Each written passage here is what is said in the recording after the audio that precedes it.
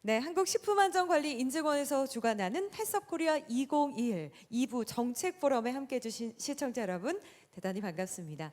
1부 개막식 시상식에 이어서 다시 한번 여러분께 인사를 드리게 되었는데요. 김경미 아나운서입니다. 반갑습니다.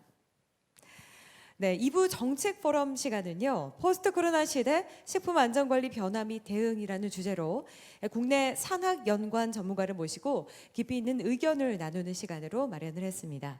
기존 해썹 제도에 대한 다양한 의견과 이 전문 정보를 공유해서 제도 개선에 대한 기반을 마련하고 해썹에 대한 이해와 참여를 확대하기 위해서 저희가 마련한 자리니까요. 전문가뿐만이 아니라 먹거리 안전에 관심 있는 우리 소비자들에게도 아주 유익한 시간이 될 것으로 기대를 합니다. 자, 그럼 2부 정책 포럼의 좌작을 맡아서 수고해 주실 한림대학교 강일준 교수님을 소개하도록 하겠습니다. 이 강일준 교수님은 한림대학교 식품영양학과 교수로 재직하고 계시고요. 한국식품영양과학회 부회장을 맡고 계십니다.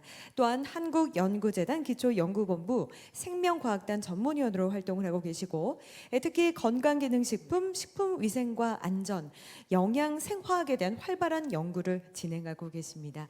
이번 행사 너무나 기대가 됩니다. 강일준 교수님께 그런 포럼 진행을 부탁드리겠습니다. 교수님 부탁드립니다. 네, 안녕하십니까. 반갑습니다. 한림대학교 강일준 교수입니다. 제2부 정책 포럼 시간은 포스트 코로나 시대 식품 안전관리 변화와 대응이라고 하는 주제로 순천대학교의 김중봉 교수님, 식품 안전관리 인증원의 조재진 기술혁신본부장님과 풀무원의 홍은기 상부님의 발표가 있겠습니다. 발표 이후에 이 분야별 전문가님들을 모시고 토론을 진행할 예정이니 경청하여 주시기 바랍니다.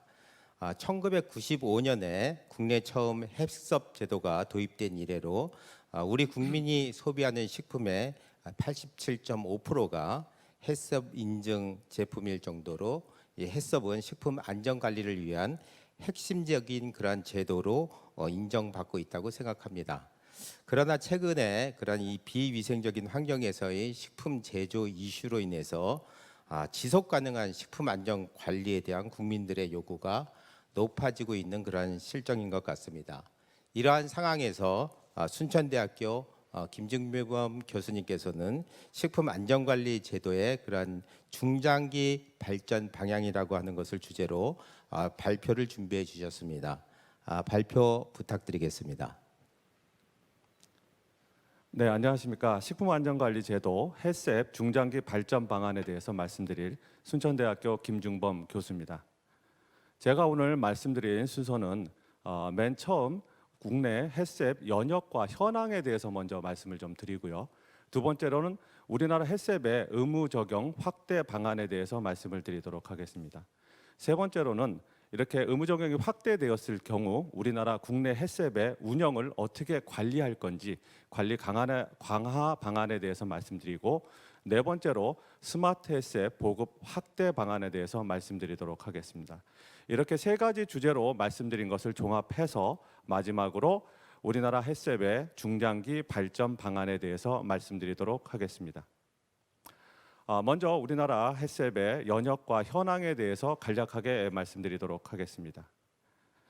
우리나라 햇셉은 1995년 12월 위해 요소 중점관리 기준에 법적 근거를 신설하여 식품 햇셉이 시작이 되었고요. 1997년 12월 축산물 위해 요소 중점관리 기준 법적 근거를 신설해서 축산물 햇셉이 시작되었습니다. 이렇게 95년과 97년에 시작된 식품 햇셉과 축산물 햇셉이 이원화로 운영되다 2017년 2월에 한국식품안전관리인증원으로 통합하여 출범하였습니다. 그리고 작년 3월이죠. 2020년 3월에 스마트 햇셉에 대한 법적 근거와 우대 조치가 마련되어서 스마트 햇셉이 시작되게 되었습니다. 다시 말씀드리면 1995년부터 26년간 국내 식품 안전 관리를 책임진 시스템이라고 말씀드릴 수 있겠습니다. 이렇게 국내 식품 안전을 책임지는 시스템을 활성화하기 위해서 햇셉에는 의무 적용이라는 제도가 있습니다. 2003년 7월 1일부터 완료가 되었던 도축장하고 비가일 음료부터 시작해서 원래는 작년이었습니다. 2020년 12월 1일 완료하고자 하였던 과자 캔디류, 빵 및 떡류가 코로나 사태로 인해 가지고 올해 12월 21일까지 완료 예정에 있습니다. 우리나라는 햇셉을 유형별로 의무 적용으로 현재 관리하고 있다, 이렇게 말씀드릴 수 있겠습니다.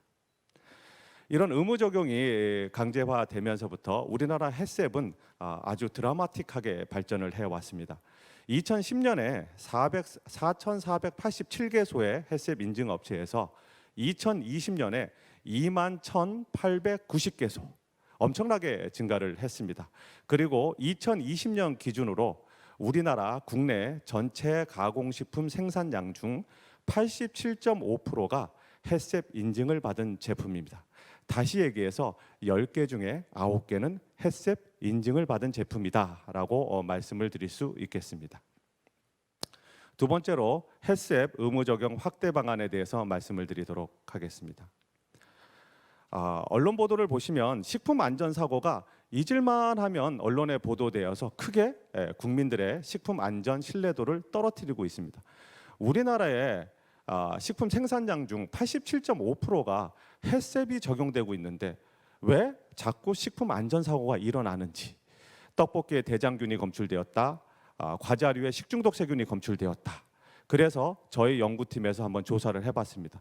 이것이 햇셉 받은 제품인지, 인증받은 제품인지, 혹여 햇셉을 인정받지 않은 제품인지 저희가 한번 조사를 해보았습니다. 그래서 2015년부터 2021년까지 6년 동안입니다. 6년 동안 구글하고 네이버에 저희가 키워드를 넣습니다. 식품 안전 사고, 식중독, 식품 부적합 등 키워드를 넣고 검색을 하니 총 114건의 언론 보도 사항이 보도되었습니다. 그중에 의무 적용은 햇셉 의무 적용은 연도별로 의무 적용한 품목들이 있기 때문에 그 유형하고 저희가 매칭을 시켜 보았을 때 의무 적용되어서 부적합이 났던 제품은 9건, 7.9%. 그다음에 의무 적용되지 않은 식품의 유형이 105건, 92.1%를 차지하고 있습니다. 의무 적용 위에 자율 적용이 있을 수는 있습니다. 그러나 그 차이, 의무 적용과 비의무 적용이 차이는 84.2%. 통계적으로도 확실히 의무 적용된 것이 식품 안전에 기여하고 있다라고 판단할 수 있었습니다. 두 번째는 식품 안전 나라에 들어가게 되면 국내 식품 부적합 현황을 저희가 살펴볼 수 있습니다. 현재 온라인으로 저희가 검색할 수 있는 게 2020년 9월 1일부터 검색이 가능해서 9월 1일부터 올해 9월 9일까지의 국내 식품 부적합을 좀 조사해 보았습니다. 1차 산물인 농산물은 햇셉 적용을 받지 않기 때문에 그 제외하고 저희가 조사를 해보니까 총 146건의 부적합을, 기준규격 부적합을 저희가 소팅하였고요. 그 중에 햇셉 인증받은 업체 것, 저희가 햇셉 인증받은 업체 리스트와 매칭을 해보니까 인증받은 업체는 8건, 5.5%에 해당이 되고요. 인정받지 않은 업체의 것은 138건, 94.5%에 해당이 됩니다. 다시 얘기해서 국내 햇셉을 운영하고 있는 업체와 의무 적용으로 햇셉을 강제적으로 시행하고 있는 업체의 식품 안전이 그렇지 않은 업체에 비해서 훨씬 더 안전하다라는 것을 저희가 알 수 있었습니다.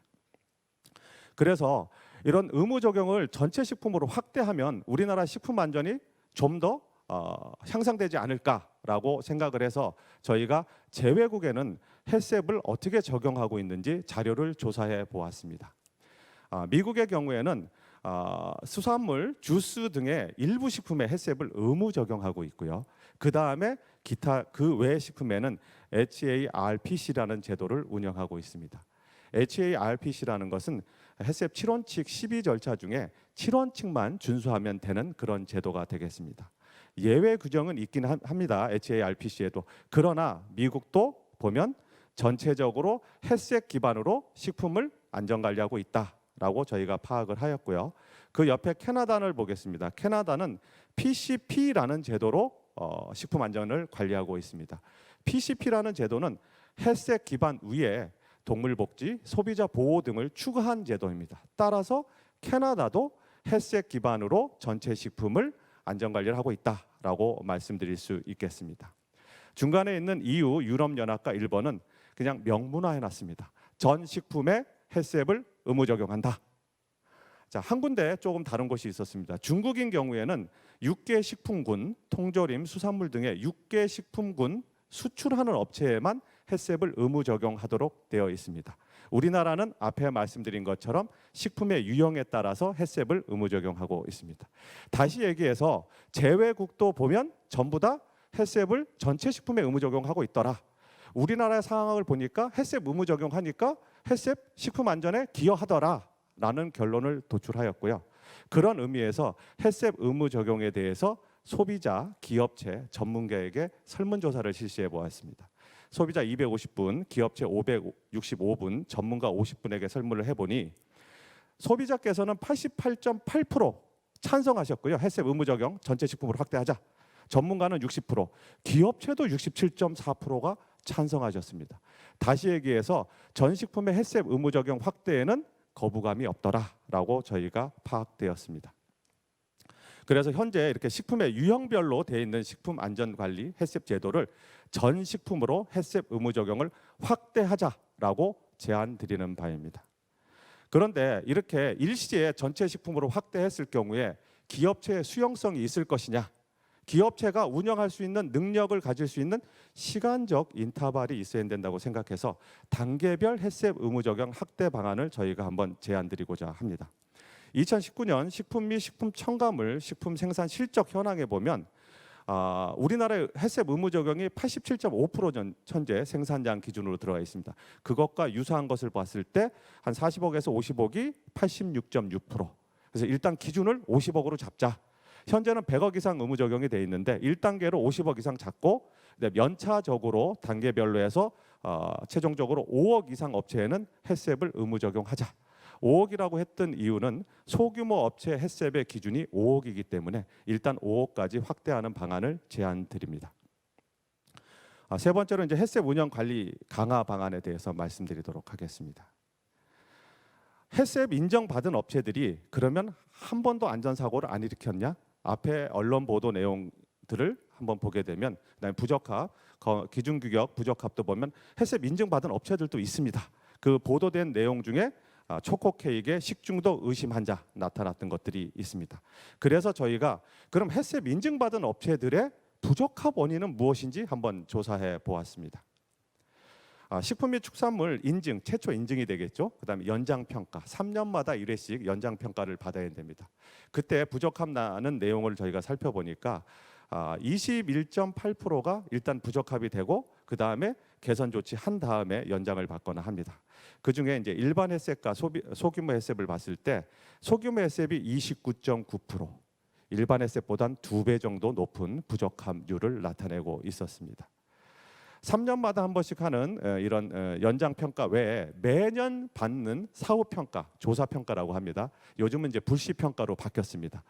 부적합 현황을 살펴보면 전체적으로는 한 10% 정도가 나왔는데 소규모는 9.1%, 일반 햇셉에 비해서 1.5배 정도 높게 나타났습니다.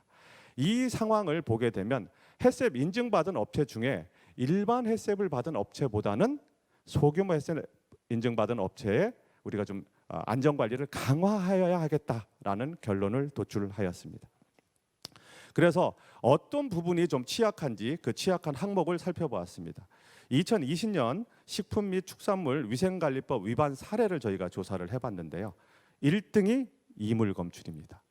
햇셉 할 때 가장 기본적으로 요구하는 사항이 최종 제품을 출하하기 전에 금속 탐지기, 엑스레이 투시기 등을 통해서 이물을 검출하도록 규정되어 있습니다. 그런데 위생법 위반 1등이 이물. 이것은 시스템이 잘못되어 있는 걸까요? 아니면 그 햇셉 시스템 운영을 미준수해서 그럴까요? 저희 연구팀이 생각하기에는 햇셉 시스템을 미준수해서 오는 원인이라고 생각이 되어집니다. 따라서 이러한 미준수에 의한 식품 부적합 안전관리를 향상시키기 위해서 첫 번째로 저희가 제안드리는 것은 식품안전관리자 고용 의무화를 제안드리는 바입니다. 왼쪽에 보시면 A 식품업체의 안전관리자 리스트가 되겠습니다. 산업보건, 냉동, 소방, 전기, 승강기, 방사선 안전관리자가 다 있습니다. 하물며 식품을 생산하고 배출되는 폐기물에 대한 배출 관리자까지도 의무적으로 지정하도록 되어 있습니다. 그런데 식품을 생산하는 업체에서 식품 안전 관리자가 없다? 이 부분은 햇셉 운영에 대한 책임과 권한을 누구에게 물을 것인지의 명문화를 위해서 식품 안전 관리자를 선임하고 그 고용을 의무화하여야 된다고 생각합니다. 그래서 저희가 설문조사를 한번 해봤습니다. 소비자 기업체 전문가에게 식품 안전 관련 자격증을 신설하는 데에서 찬성하십니까? 라고 여쭤보았더니 소비자의 89%, 전문가의 80%, 기업체는 의무 교육이 따라가니까 좀 부담스러우셨을 거예요. 물어봤을 때. 그래도 54%, 과반 이상이 자격증 신설에 찬성하셨습니다. 또한 이런 자격증을 가진 사람을 채용한다면 식품 안전 신뢰도가 향상되겠냐라고 여쭤보았을 때 소비자의 91%, 10명 중에 9분은 기대된다, 향상될 것이다 하고 생각했고 전문가의 84%도 찬성하셨습니다. 다시 얘기해서 식품 관련 책임자, 햇셉을 운영할 수 있는 책임자를 우리가 고용할 때 일정 자격을 가진 자를 좀 고용할 수 있도록 제도화할 것을 제안드립니다. 그래서 식품 안전 사고 햇셉 운영의 책임과 권한을 명확하게 하기 위해서 일정 자격을 갖춘 식품 안전 관리자 고용 의무화를 제안드리는 바입니다. 두 번째로는 이제 소규모 햇셉의 정의 변경인데요. 앞에도 말씀드렸지만 소규모 햇셉이 일반 햇셉에 비해서 식품 안전 사고가 좀 많이 일어나는 경향이 있습니다. 그래서 저희가 소규모 업체의 기준을 좀 변경해 보자. 그래서 현재 우리나라의 기준은 연매출 5억 미만, 종업원 21명 미만 또는 종업원 10명 미만인데 이 종업원 수와 연매출이 AND가 아니고 OR입니다. 둘 중에 하나만 만족을 하게 되면 소규모 햇셉 인정을 받을 수 있습니다. 그래서 저희가 국내 식품 업체의 현황에 대해서 한번 살펴봤습니다. 왼쪽 그 표를 보시게 되면 매출액 규모별로 보게 되면 5억 미만까지 누적이 76.19%, 5억 이상 매출을 한다고 하는 것은 우리나라 상위 24%에 해당되는 기업입니다. 오른쪽을 보시겠습니다. 오른쪽을 보시게 되면 종업원 수인데요. 21인 미만 채용하고 있는 업체의 수는 86%, 다시 얘기해서 상위 14%에 해당이 되겠습니다. 상위 14%에 해당되는 업체가 소규모라고 얘기할 수 있을까요? 타 업종, 전자나 자동차에 비하면 매출액이나 종업원 수가 극히 작습니다. 그러나 식품 업종의 특성을 본다면 상위 14%를 소규모라고 얘기할 수 있을까요? 식품 업종의 특성상 일단 이 정도 규모를 가지면 중견 업체로 보는 것이 타당할 것 같습니다. 따라서 저희들은 일단 86%인 종업원 인원수 기준에서 매출액 5억 밑으로 5억으로 기준을 좀 변경해서 76%로 낮추고 향후 이 기준을 1억 미만 50% 정도가 되겠습니다. 까지 낮추어서 소규모, 우리 업종 특성상 소규모가 아닌 업체들은 일반 햇셉으로 관리하는 것을 제안드립니다. 그래서 매출액 또는 종업원 수 기준이었던 것을 매출액 5억 미만으로 소규모 기준을 변경하는 것을 제안드립니다. 다음은 이제 햇셉 심사 과정입니다. 지금까지 말씀드린 두 가지는 기업체 스스로 잘할 수 있도록 책임자를 고용하고 또한 거기에 따른 소규모 업체의 기준을 강화하는 거였다면 지금 말씀드릴 두 가지는 잘할 수밖에 없도록 강제하는 내용이 되겠습니다. 햇셉 심사가 현재는 인증심사 연장평가 3년에 1회 하고 조사평가, 불시평가로 1년에 1회 실시하고 있습니다. 그래서 저희가 설문조사를 한번 해보았습니다. 기업체하고 전문가에게 설문조사를 해본 결과 기업체에게 조사평가 주기를 강화하는 데 찬성하십니까? 라고 여쭈었을 때 기업체의 79%, 10명 중에 8곳은 찬성하셨습니다. 괜찮다, 더 강화해도 좋다라고 말씀하셨고 전문가의 94%는 강화하자라고 말씀하셨습니다. 그렇다면 조사평가를 연 몇 회로 강화하는 것이 좋을 것이냐라고 저희가 질문을 드려봤습니다. 그럴 때 나왔던 게 기업체 전문가 합쳐서 연 2회 정도 하는 것이 좋을 것이다라고 말씀을 주셨습니다. 따라서 현재 햇셉 심사 주기가 1년에 1회인데 더 잘하지 않으면 안 되도록 1년에 2회로 강화하는 것을 제안드리고 그런데 이제 이렇게 강화하게 되면 문제점이 발생합니다. 현재도 심사 인력이 부족한 상태거든요. 근데 2회로 강화했을 때 그 인력은 어떻게 수요할 것이냐. 그래서 그 대안으로 일정 자격을 갖춘 민간 심사관을 확보해서 좀 활용해 보자. 그러면 공무원이 확충 없이도 우리가 식품 안전을 심사를 더 강화할 수 있지 않을까라고 생각이 되었습니다. 그래서 이 부분에 대해서도 기업체에게 설문조사를 한번 드려봤습니다.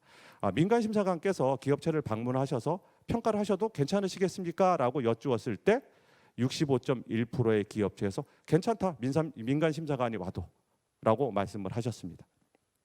따라서 현재 조사평가 연 1회로 돼 있는 것을 저희들은 연 2회로 강화를 하고, 이때 소요되는 인력은 현재 민간 심사관의 일정 자격을 갖추도록 하고 그 민간 심사관을 활용하는 것을 제안드리는 바입니다. 그다음에 헬스앱 운영 관리 강안의 마지막 네 번째가 됐습니다. 헬스앱 점수 관리 강화 방안에 대해서 말씀드리고자 합니다. 자, 인증평가 또는 조사평가 때 현재 85점 이상이면 적합으로 해서 운영하고 거기에 대한 지적사항을 차후에 개선하도록 하고 있습니다. 그렇다면 그 15점의 갭은 식품안전사고하고 100% 자유로울 수 있을까요? 자, 여기서 저희가 궁금한 점이 나왔습니다. 그래서 85점 되면 일단 적합으로 하지 말고 개선 조치가 다 이루어지고 난 다음에 100점 맞고 난 다음에 적합으로 판정하고 운영할 수 있도록 하자 해서 헬스앱 점수 관리 강화를 제안드리는 바입니다. 그래서 100점 득점할 때 저희가 적합 판정하도록 제안드립니다. 네 번째로 이제 스마트 헬스앱 보급 확대입니다. 자, 현재까지 헬스앱의 운영은 특히 소규모 헬스앱 같은 경우에 사람 중심의 검사, 경험 중심의 데이터, 경험 중심의 운영이 되었는데 스마트 헬스앱으로 변경이 되게 되면 데이터 중심의 관리가 가능하게 됩니다. 그래서 스마트 헬스앱 보급이 적극적으로 확대되어야 하는데 현재 우리나라의 스마트 헬스앱 보급률을 보게 되면 2020년에 15곳이 지금 등록이 되어 있고요. 올해 93곳이 등록이 되어 있습니다. 2021년 현재 23,091개소 대비 93개소 0.4% 등록되어 있습니다. 그래서 향후 예산이 수반됩니다만은 장기적으로 스마트 헬스앱 보급을 적극적으로 좀 확대하자고 제안을 드리는 바입니다. 마지막으로 이제 이러한 주제들을 모아서 헬스앱 중장기 발전 방안에 대해서 말씀드리도록 하겠습니다. 자, 단기적으로 일단 먼저 의무 적용을 확대해야 되겠습니다. 왜냐? 이건 연차적으로 5단계를 실시해야 되기 때문에 지금 시작해도 최소 5년 이상의 시간이 소요되기 때문에 일단 의무 적용 확대하는 법적 근거를 좀 만들어야 되겠고요. 그렇게 의무 적용이 확대가 되게 되면 헬스앱 인증 업체에서도 문제가 발생할 수 있습니다. 그렇게 됐을 때의 대책으로 책임과 권한을 뚜렷하게 하기 위해서 식품안전관리자 고용을 의무화하고 헬스앱 의무 적용 확대에 발맞춰서 5억까지 내려갈 때 매출에 그때 소규모 헬스앱 기준도 변경을 해서 관리를 좀 강화했으면 좋겠습니다. 그 다음에 이제 헬스앱을 잘 운영하도록 강제하기 위해서 헬스앱 평가 주기를 연 1회에서 2회로 강화하는 방안. 현재 85점이면 적합을 하는데 100점 만점일 때 적합으로 하는 방안. 이 모든 네 가지의 운영을 데이터 기반으로 바꿀 수 있는 예산이 수반되기 때문에 장기적으로 우리가 스마트 헬스앱 보급 확대를 적극적으로 추진하여야 되겠다라는 것을 제안드립니다. 네, 여기까지 발표를 마치도록 하겠습니다. 감사합니다. 네, 교수님 발표 감사합니다. 헬스업의 그 양적 성장과 함께 질적 향상을 위한 중장기적 방향에 대해서 잘 말씀해 주셨습니다. 저희가 그 사종 등록 시에 많은 질문이 접수가 되었습니다. 근데 시간 절약을 위해서 미리 선정된 질문 한 가지를 질의하고 또 추후 토론 시간에 또 패널 간 질의를 하도록 하겠습니다. 질문 드리겠습니다. 헬스업을 적용한 지 3년대 되는 소규모 업소입니다. 규모가 작다 보니 헬스업 관리에 어려움이 있는데 효율성을 높일 수 있는 방법이 궁금합니다라는 질문입니다. 네, 답변 부탁드리겠습니다. 네, 먼저 답변 드리기 전에 우리나라에서 소규모 헬스앱을 운영하시는 대표자님께 존경과 감사를 먼저 드려야 될 것 같습니다. 어려운 환경에서도 우리나라 식품 안전을 위해서 열심히 노력하고 계신데 감사드리고요. 그런데 소규모 헬스앱의 문제점으로 대두되는 게 가장 큰 문제가 인력 관리입니다. 소규모 업체니까 인력을 채용하기도 어렵고요. 채용돼서 숙련이 되고 나면 이직을 하게 됩니다. 현재 사람 중심, 경험 중심의 헬스앱 운영에서 숙련된 인력이 없다는 것은 헬스앱 운영에 상당히 어려운 애로사항이 됩니다. 따라서 이런 사람 중심의 헬스앱 운영이 아니고 데이터 기반으로 헬스앱을 운영할 수 있는 스마트 헬스앱을 도입한다면, 특히 소규모 업체에서 스마트 헬스앱을 도입한다면 식품 안전 관리의 효율성이 극대화되지 않을까라고 생각합니다. 네, 답변 감사합니다. 이어서 한국식품안전관리인증원 조재진 기술혁신본부장님께서 포스트 코로나 시대 식품 안전관리 패러다임의 변화를 주제로 발표해 주시겠습니다. 네, 발표 부탁드립니다. 네, 안녕하십니까. 차장님으로부터 소개받은 한국식품안전관리인증원의 기술혁신본부장 조재진입니다. 제가 오늘 말씀드릴 내용은 식품안전관리 패러다임의 변화입니다. 순서로는 포스트 코로나 시대 식품산업 환경의 변화와 두 번째로 식품안전관리 시스템의 변화에 대응, 그다음에 향후 해결 과제 순으로 말씀을 드리겠습니다. 첫 번째로 포스트 코로나 시대의 식품산업 환경입니다. 코로나19가 약 2년 정도 지속이 되면서 우리나라 사회에서도 여러 가지 변화들이 있는 것 같습니다. 비대면으로 인한 회의가 지속적으로 확대되고, 또 식품 산업 분야에 있어서도 HMR이 생산량이 지속적으로 늘고 있고, 가정 간편식을 포함해서 편의점에서 직접 사서 섭취할 수 있는 즉석 요리 식품, 이런 것들이 지속적으로 확대되는 등 비대면 서비스들이 지속적으로 활성화가 되고 있습니다.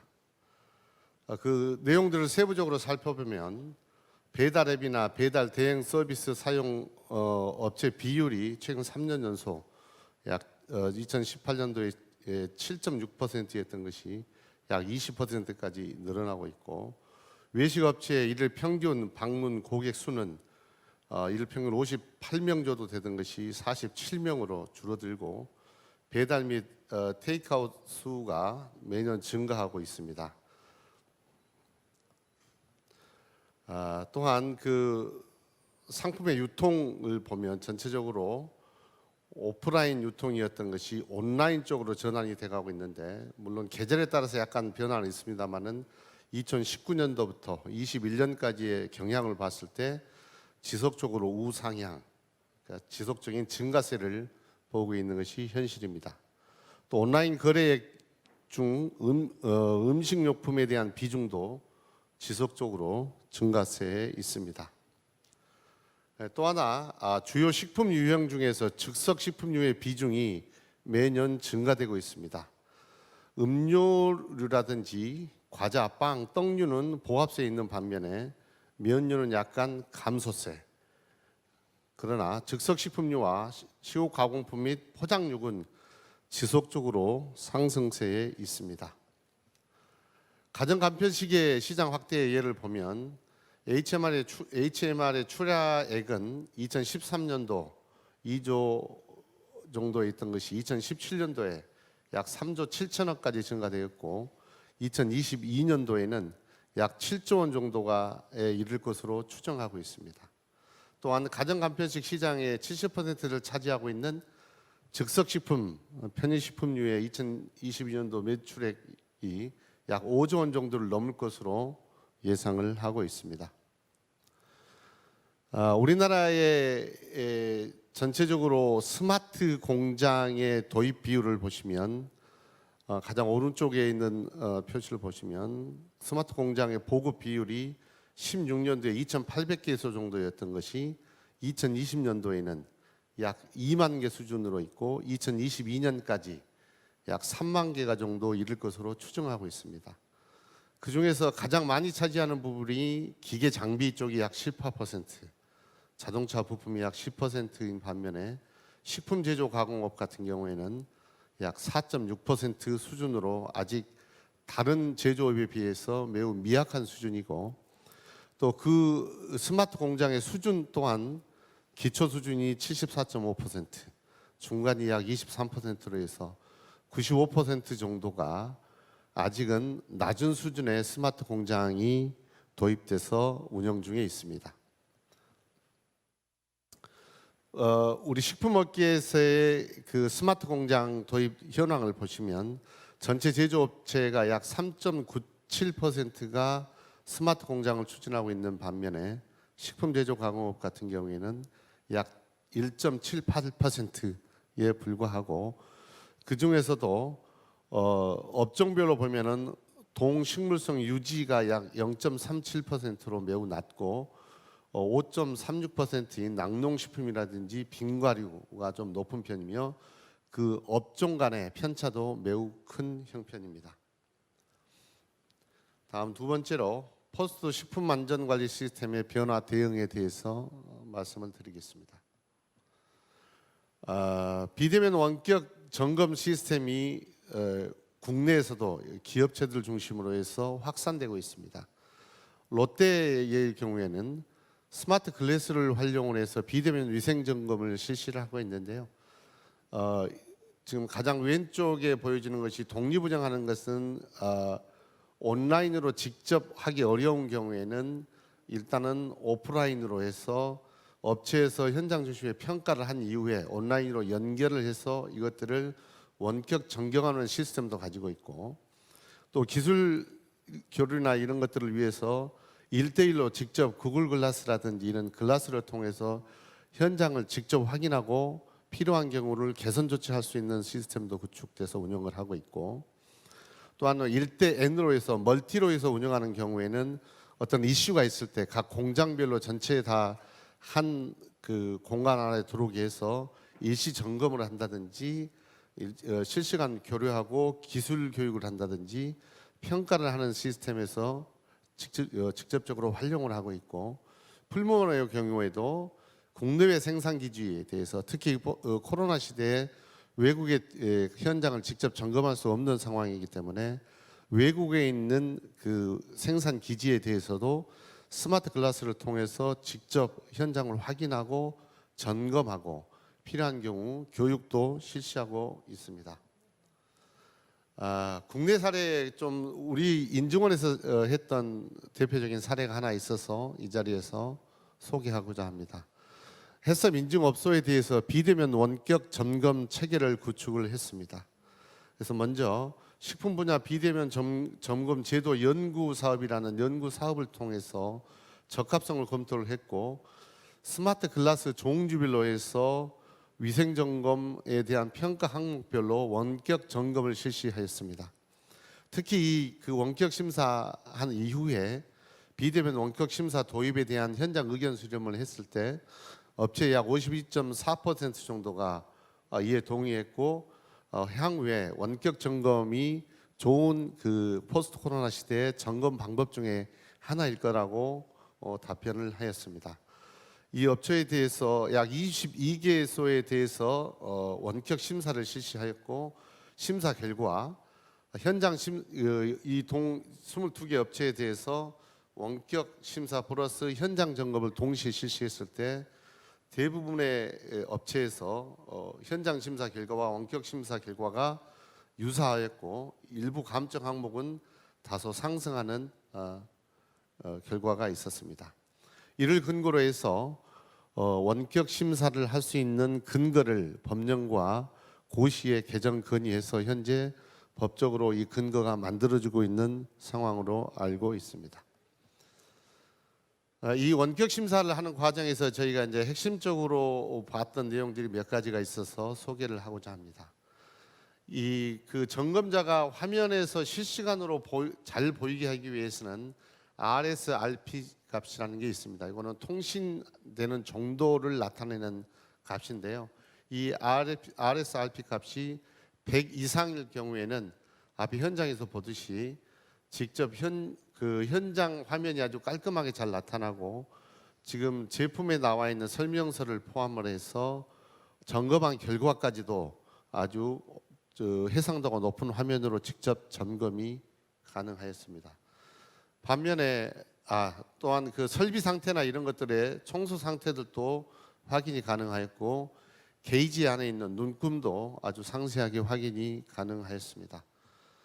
반면에 RSRP 값이 100 이하로 떨어질 경우에는 일부 화면이 정지되거나 해상도가 너무 낮아서 글씨 등을 확인할 수 없는 상황도 있었습니다.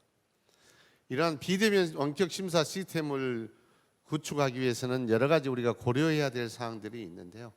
원격 심사를 아마 현장 심사를 전면적으로 대체하기는 조금 어려움은 있겠지만 감염병이 유행한다든지 실질적으로 접근이 어려운 도서 지역 등에 대해서는 제한적으로 활용할 수 있을 것으로 저희가 판단을 했고, 이러한 요건을 갖춘 희망 업체를 대상으로 해서 일부 심사에 대해서는 원격으로도 점검이 가능하겠다라고 판단을 하였습니다. 원격 심사 요건으로는 우수한 햇삽 운영 능력과 원격 점검에 대한 인프라, 특히 통신 인프라가 구축되어 있는 업체에 대해서는 가능할 것으로 봤고요. 심사의 종류로는 보면은 신규 인증을 제외한 연장이라든지 변경, 보완 심사에 적용이 가능할 것으로 보았습니다. 그다음에 안정적인 원격 심사를 위해서 몇 가지 인프라들이 좀 구축이 돼야 되는데요. 첫 번째는 앞서 말씀드렸듯이 RSRP 값이 100 이상으로 유지되는 인터넷 환경이 가장 중요하고, 두 번째로는 웨어러블 장비들을 나중에 이제 소개를 해드리겠습니다만은 이런 것들이 좀 최적화될 필요가 있겠고, 그다음에 이것들을 관리할 수 있는 비대면 원격 심사 전산관리 시스템 개발이 필요할 것으로 보았습니다. 업체 담당자와 평가자의 원격 점검 장비 및 시스템 활용을 위해서는 업체의 능력도 확보가 돼야 되고, 우리원의 시스템, 그다음에 전체적인 사회적인 인프라도 확충이 돼야 되는 것으로 판단을 하였습니다. 비대면 원격 심사의 해외 사례를 보면 미국의 경우에도 식품 가상적인 식품 안전 평가를 실제 실시하고 있습니다. 단계별로 5개 단계를 거쳐서 실시를 하고 있는데, 먼저 식품 업체에게 가상으로 심사가 가능하겠느냐에 대한 의견을 물은 다음에 평가 일정을 잡고 예약을 한 다음에 영상회의를 통해서 어떤 플랫폼을 이용해서 점검을 할 건지를 확정을 하고, 실제 평가를 하고 평가 종료 시에 보고서를 작성해서 이메일로 송부를 해주고, 그에 대한 질문이 있다든지 의견이 있을 경우에는 다시 피드백을 해주고 하는 과정을 거쳐서 실제 비대면 원격 점검 시스템이 운영되고 있고요. 이런 것들이 인허가 검사를 좀 가상으로 진행하는 경우도 있고 해서 실질적으로 활용을 하고 있는 상황입니다. 그 이외에도 또 GFSI에서 운영하고 있는 국제 그 규격 심사에 있어서도 일부 활용이 되고 있는데, 이제 GFSI의 경우에는 조금 특이한 점이 하나 있는 게, 미국의 경우에는 원격 심사 자체만 가더라도 인정을 해주고 있는데, GFSI에서 회원국에 포함되어 있는 심사의 경우에는 원격 심사를 똑같이 거의 같은 절차를 통해서 진행을 하고 있고, 추후에 현장 확인을 한 후에 비대면으로 해서 심사한 후에 현장 확인은 대면 심사를 통해서 현장 확인 절차를 거쳐서 최종적으로 인증서를 내주는 절차가 하나 더 있는 것이 차이는 있는 것 같습니다. 또한 비대면 관련해서 식품안전 교육 시스템을 실질적으로 우리가 운영을 하고 있습니다.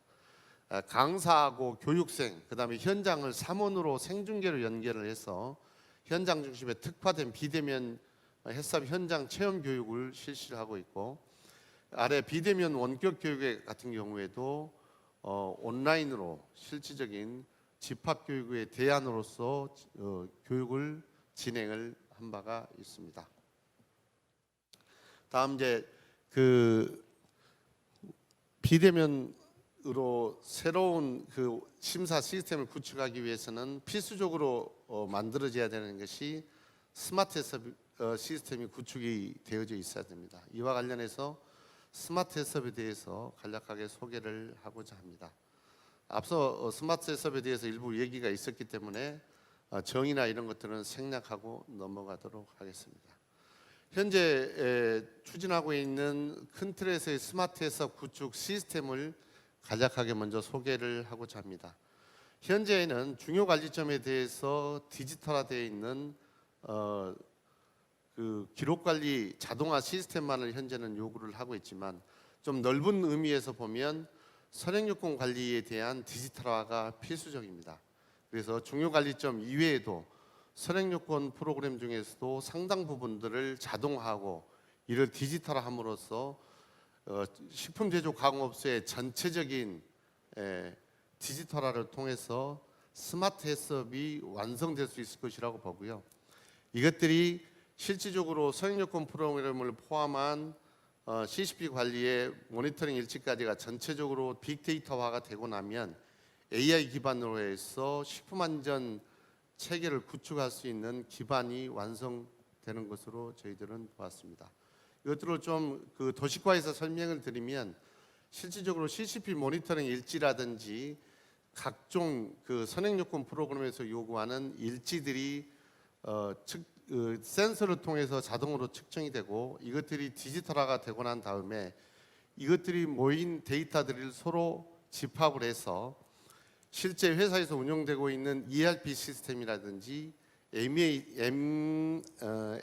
시스템과 연결이 되면 그 업체에서 운영하고 있는 전체적인 생산 관리라든지 이런 것들이 다 디지털화가 되고 이것들이 빅데이터를 통해서 분석이 되고 난 다음에는 실질적으로 식품 안전 관리를 지능정보 빅데이터 서비스를 우리가 제공할 수 있을 것으로 예상이 되고 있고 그중에서 특별히 식품 안전 관련해서 분석 예측 시스템을 구축을 해서 계절별로 뭐 특정 이 식품 안전 사고가 나타날 수 있는 유형들을 사전 예측해서 발표를 한다든지 그런 서비스가 향후에는 가능해질 것으로 예상하고 있습니다. 식품 안전 관리의 데이터를 이렇게 디지털화되는 과정에서 우리가 의견 수렴을 했던 내용들이 있습니다. 식품 업체에서 현재 그 스마트 해썹을 인증받은 업체들의 예를 볼 때 기존의 수지기 관리 위주로 해서 정리되어 있던 것들이 데이터가 100% 디지털화됨으로써 나중에 자료 분석이라든지 예측적 해석 관리가 가능할 것으로 예상을 하고 있고 그다음에 모니터링 빈도가 기존에는 약 2시간에 한 번 정도로 이렇게 모니터링을 하고 있던 것들이 한 분 단위로 해서 이렇게 모니터링이 되다 보니까 모니터링 빈도가 훨씬 많아짐에 따라서 한계 기준 이탈 시에 즉각 이탈을 방지할 수가 있고 이탈된 제품에 대한 이런 손실률도 최소화할 수 있는 것으로 파악을 하였습니다. 실질적으로 이제 그 냉장 식품이라든지 그 배달 식품이 많이 유통이 되면서 냉장 식품에 대한 택배 유통 가이드라인을 식약처에서 이렇게 배부를 했습니다. 이런 것도 앞으로는 체계적으로 관리할 수 있는 시스템이 CCS 시스템이라고 해서 공급 사슬 전체에 있어서 IoT 기술을 이용을 해서 모든 과정에서 온도 관리를 실시간 모니터링할 수가 있고 이탈 발생 시에 즉각적인 조치가 가능한 시스템이 가능할 것으로 보여집니다. 이 최종 소비자가 실질적으로 배달이 되는 과정에서 온도 변화에 대해서 직접 확인할 수 있는 시스템들이 최근에 개발돼서 확인할 수 있는 시스템이 만들어져 있는데요. 지금 그림에 보시다시피 최초의 생산에서 포장 단계에서부터 가정에 배달된 이후까지 온도 변화가 어떻게 되었는지에 대해서 구체적으로 확인할 수 있는 시스템이 만들어져서 운영되고 있습니다. 향후 해결 과제에 대해서 몇 가지 말씀을 드리고 본 발표를 마무리하고자 합니다. 첫 번째로는 소규모 업체용 스마트 해썹 표준 모듈을 개발할 필요가 있겠다. 실제 연매출 10억 이하의 사업장이 84%에 이르고 있는데 이 영세 업체의 경우에는 경쟁력이 약화되어 있는 이 어려움들이 있고 실질적으로 외국인 노동자들이 많이 있고 하다 보니까 기록 관리도 어려움이 있고 그러는데 사실 스마트 해썹을 이렇게 적용하고 싶어도 예산적인 문제나 이런 것들 때문에 적용을 못하고 있어서 국가에서 지속적으로 표준 모듈을 개발해서 보급할 필요가 있을 것으로 보여지고 소규모 사업장에 대해서 국가에서 예산을 좀 확보를 해서 소액 2천만 원 이하의 소액 지원 사업들을 좀 확보할 필요가 있겠다. 이런 차원에서 지금 20년 이하 영세 사업장에 대해서 지금 연세 사업장이 90% 정도 이루어지고 있는데 이 업체들이 사실은 스마트 해썹이 빨리 적용이 되는 것이 식품 안전 관리에 있어서 앞으로 중요한 내용이 되기 때문에 국가 차원에서 예산을 확보를 해서 이런 것들을 지원해 줄 필요가 있겠다라고 저희가 판단을 하였고, 실질적으로 이제 이렇게 데이터가 디지털화 됨으로써 이 데이터들이 사실은 어디에선가 활용될 수가 있어야 되는데, 이 데이터들이 현재 지금 업체 단위로 해서 모이고는 있지만 특정한 클라우드 시스템에 이것들을 모아서 이것들을 분석하고 빅데이터 분석을 통해서 사전 예측할 수 있는 프로그램들을 개발해서 운영을 하고 싶어도 사실 업체 입장에서 보면 본인 회사에서 운영하고 있는 식품 안전 관련 데이터들이 특정 사이트에 모여서 운영되는 것에 대한 걱정들이 많이 있죠.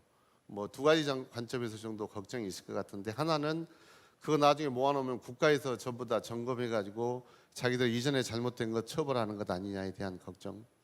두 번째로는 자기들의 치부가 혹시라도 한계 기준 이탈이 돼서 일부 문제가 있던 것들에 대한 치부가 드러나서 사회적으로 문제가 되는 것이 아니냐라는 그런 걱정들이 있는데, 사실은 그런 것들은 익명을 통해서 어느 업체에서 보내는지는 모르지만 어쨌든 데이터가 수집이 돼서 모이고 그것들을 분석을 통해서 앞으로 식품 업체들이 안전 관리를 향상시킬 수 있는 좋은 데이터로 활용이 가능할 텐데, 이것들이 현재 지금 이런 걱정들 때문에 잘 안 되고 있어서 이러한 필요한 부분에 대해서는 일정한 부분 법제화를 통해서라든지 아니면은 자율적으로 이런 데이터들이 모을 수 있는 그런 기반들을 만들어 주는 것이 중요하겠다라고 판단을 하였습니다. 또 하나는 앞서 여러 번 말씀을 드렸습니다마는 비대면 원격 심사가 해결되기 위해서는 일정 부분의 통신 환경이 필요합니다. 이것들이 통신 환경 같은 경우에는 동일한 작업장 내에서도 벽이 어떻게 설치되어 있느냐에 따라서 사실은 RSRP 값이 너무나도 차이가 많이 나고 있어서, 이런 이제 5G 시대가 뭐 이제 도래를 했습니다마는 5G가 6G 되고 이렇게 지속적으로 통신 환경이 개선이 되면서 이런 것들이 차츰 좋아지긴 하겠지만, 이런 통신 환경 개선 없이는 사실은 비대면 원격 심사는 좀 어려움이 있다라는 판단이 들어서, 사실은 이런 것들이 활성화되기 위해서는 통신 업체들과 충분한 협업을 통해서 이런 것들이 해결될 필요가 있을 것으로 보입니다. 또 하나는 웨어러블 디바이스의 경우에도 사실은 이렇게 통신 환경이 높아야만이 이게 지금 심사가 가능하지 않을 수 없는 이유 중에 하나가 웨어러블 디바이스가 조금 아직은 개발 단계에 있다라는 문제점들도 있는 것 같습니다. 구글 글라스나 뷰직스라든지 리얼웨어 같은 경우를 통해서도 우리가 현장 점검을 해보면 상당히 많은 화소수를 필요로 하고 있고, 이것들이 통신 트래픽을 일으키는 주범들이 현재 되고 있고, 가격 면에서도 한 150만 원부터 시작해서 한 400만 원까지 굉장히 고가인 상황이어서 이것들이 좀 대중화되는 시기까지 일정 기간은 좀 필요하겠다라는 생각을 해봤습니다. 이상 제 발표를 마치겠습니다. 감사합니다. 네, 본부장님 발표 감사합니다. 코로나19 시대에 변화된 소비 트렌드와 이 시대상을 반영하여 식품 안전 관리의 그러한 미래 방향에 대해서 말씀해 주셨습니다. 조재진 본부장님께도 저희가 사전에 선정된 질의를 드리도록 하겠습니다. 스마트 해썹 도입 효과는 무엇이며 또 중장기적인 계획에는 어떤 것이 있는지 궁금합니다라는 질문입니다. 답변 부탁드리겠습니다. 네, 스마트 해썹이 이제 적용 초기이기 때문에 아직 심층적인 분석이나 이런 것들은 아직 좀 어려움이 있고요. 사실은 2019년도서부터 20년도까지 적용했던 약 54개 업체에 대해서 우리가 스마트 해썹 적용 효과 분석을 한 결과가 있습니다. 이 결과를 보면 모니터링 빈도가 약 10,000% 이상 증가를 하였고, 식품 안전 사고율도 약 35.8% 정도 감소하였고, 식품 안전 관련해서 해썹 관리를 할 수 있는 공수가 매우 감소됨에 따라서 효율성도 약 40% 정도가 감소했다라는 효과들이 있고요.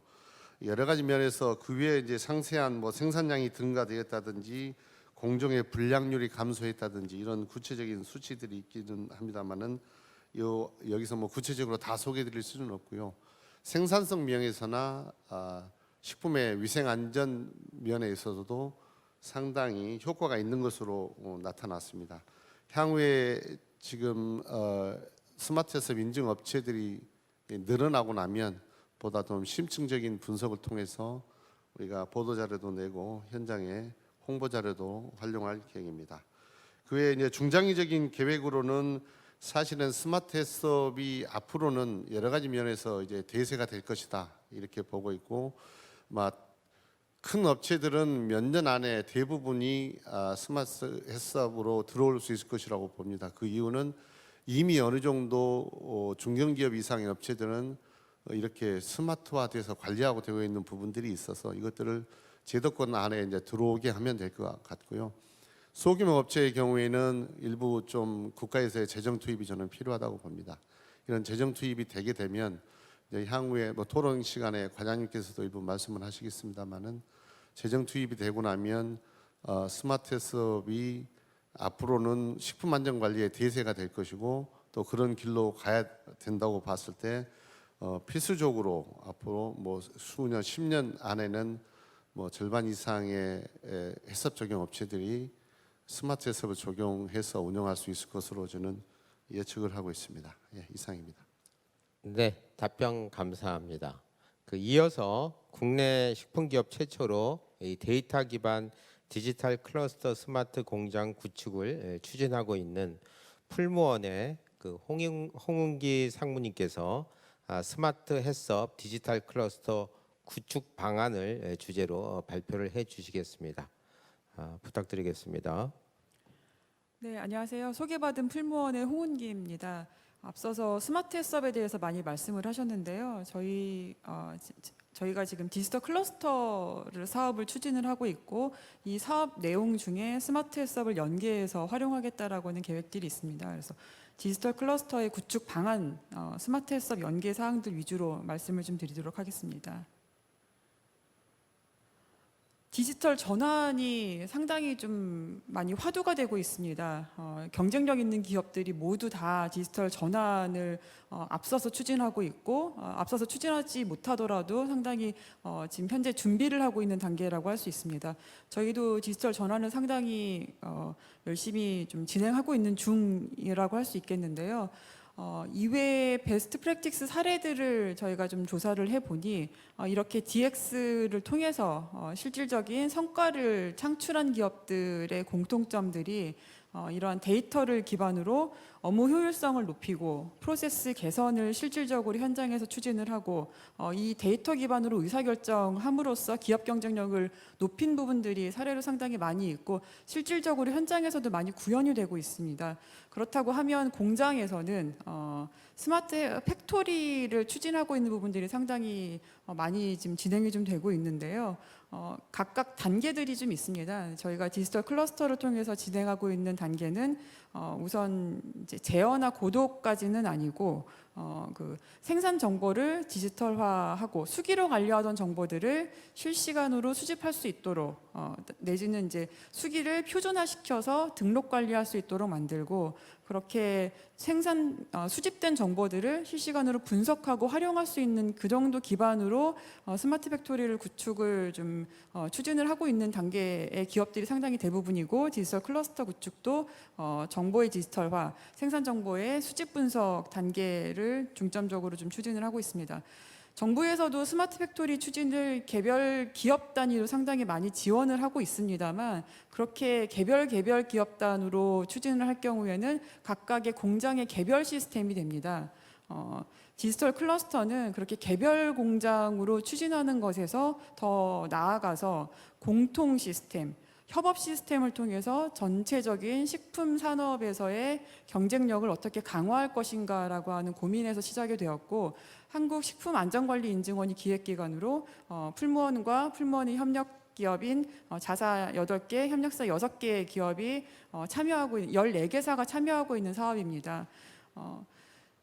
기업 간의 정보 공유가 한계가 있기 때문에 이러한 정보들을 서로 공유를 하게 되면 상당히 그 수요 기업에도 마찬가지고 협력 기업에도 마찬가지로 그 생산 성과를 좀 높일 수 있는 부분들이 좀 많이 있습니다만 그런 부분들이 단절되어 있기 때문에 디지털 클러스터는 공통 협업 시스템, 스마트 시스템을 구축을 하고 개별 기업들은 현장의 IoT 시스템을 구축을 통해서 그 각 개별 기업들의 고도화, 공통 시스템을 통한 데이터의 활용을 추진을 하고 있습니다.